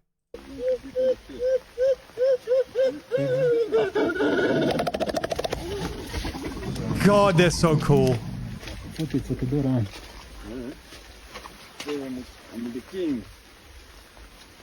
God damn. Just thinking about turning a corner and gorillas here. I know I talk about this, but just like turning a corner and a gorilla being there is so scary.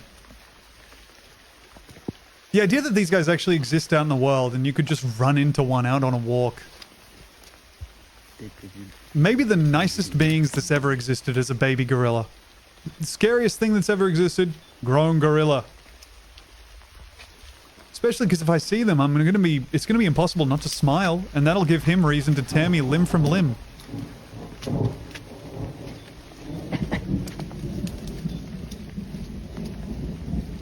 The funny little baby gorilla making his way around. Once more.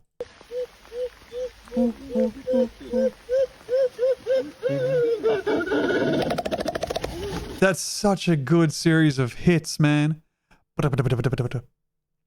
Ah. Here we have... what? Brazilians bouncing intensely. Restricted video, you must be 18 years or older to see this video. Makes a lot of sense. Oh, a sweet darling little crab. Wow. Yeah. Looks like he's got the same spines. Yeah, yeah. My goodness. Ah. First 30 seconds of the Damon Albarn studio tour. That's the preset. Oh, I know this one. Yeah, this is sick. Great reveal. On preset. Insane. But it gets even more.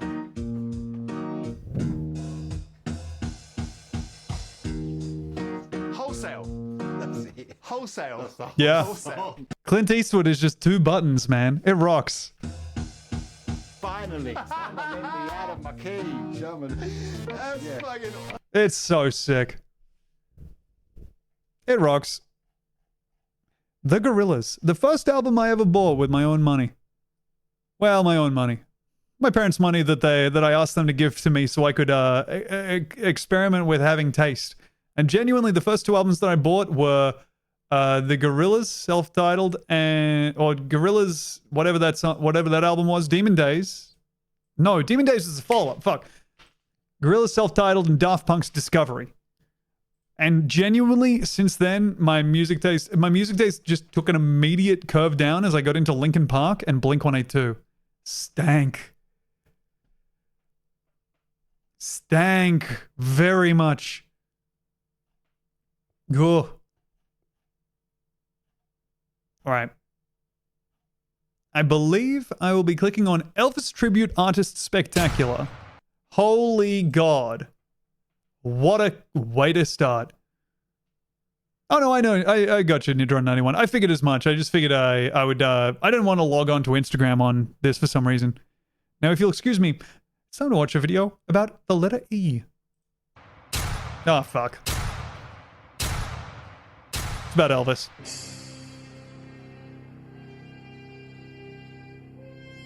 Did he sing this song as well?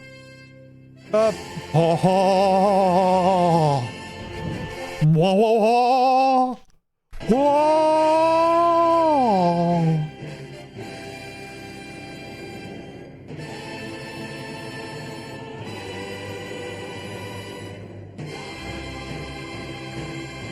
Beautiful. My first album was Junior, Senior, Don't Stop the Beat. Damn. Thank you very much, Trotter, for the 49 months. That song was everywhere. Okay, and then just like quite a lot of black screen. Dear Elvis family and friends, we look forward to seeing you soon. I'm gonna just click on the Elvis Tribute Artist Spectacular for a sec. Cody Ray Slaughter Dance at the ETAS 19. So this is like a place that all the Elvis tribute artists can gather and enjoy their Elvis together. And thank you, Dio Thor, for the 3 months of Prime. Much appreciated. Birthday edition. Sean Clush. Cody Ray Slaughter and Sean Clush. Names. I recall one dad who ever did a career day thing when I was in 4th grade, and it was a guy who was a professional Elvis impersonator. Holy. That rocks, man. Yeah, no, that would stick in your mind as well. I mean, that kid is getting bullied. Do you think there are Elvis orgies, or is that forbidden? I think it's accessible to a very specific clientele if you want to get your stuff attended to by a bunch of gyrating Elvi. But I think it would cost you.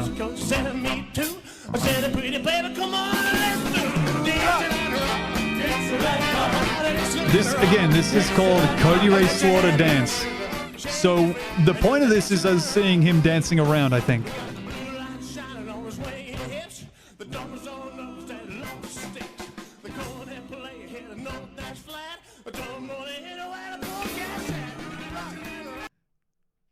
I know that it's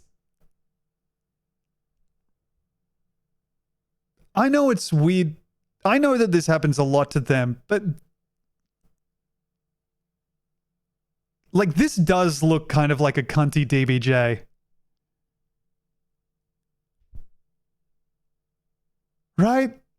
Like it looks like DBJ's put on the drag queen makeup and just hasn't gotten into the outfit just yet. This looks like our friend Dead Blossom Jesse. If DBJ ran through the like Callista Gingrich face filter a few times.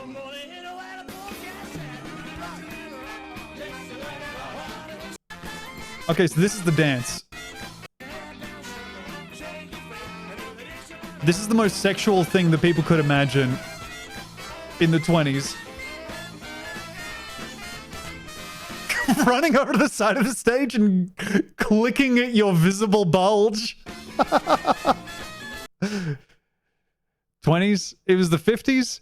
Dude, I don't know when Elvis was around. I apologize. I'm aware of like 3 things that I know about. But I knew that he was like... I guess I should have known he was in color. Because he had like a bunch of the worst movies ever made, right? That's the only thing I know about Elvis, really. How do you get pants to fit you like that? Or does he just have a big thing? Because, I mean, it looks like something's like trapped in there and it's trying to get out.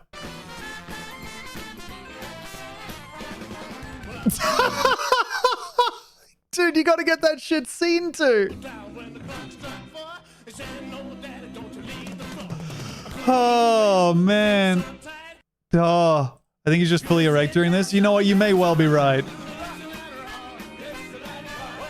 Awesome to click on like 7 things in a row that get you towards the front page of YouTube, by the way, just like animal videos, and then find in your recommendeds, Elon just woke up Prime Bill Burr. Okay. I'm hoping in my heart that that means that, and by the thumbnail, that this is a pro Bill Burr and anti Elon video, but knowing that it may well be the opposite. Ugh. All right, well, hey, I think that's gonna be where I call it for today. Oh, fuck, I've been on for 4 hours. God damn it, I forgot the daylight savings time changed, and I've been on for 4 hours instead of 3 because I forgot that I started at 2, not 3. Ah! I was like, damn, the stream feels longer than usual. Yeah, it was, dum-dum. God damn it. All right, well, this won't happen again. Don't worry, I'm not going to work more than I need to.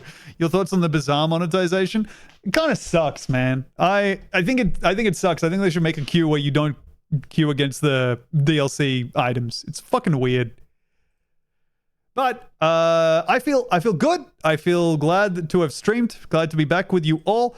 And this was a lot of fun. Thank you for sending in videos. They're in the videos for stream channel in Discord, which is in the stream category of channels. If you want to chuck something over there. Still a lot that I didn't get to, which I'm excited to.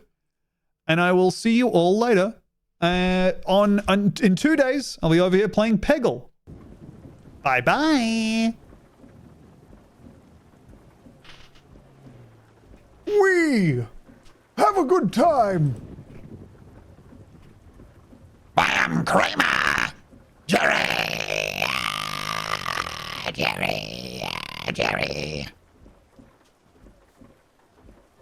No worries, the giggling detective.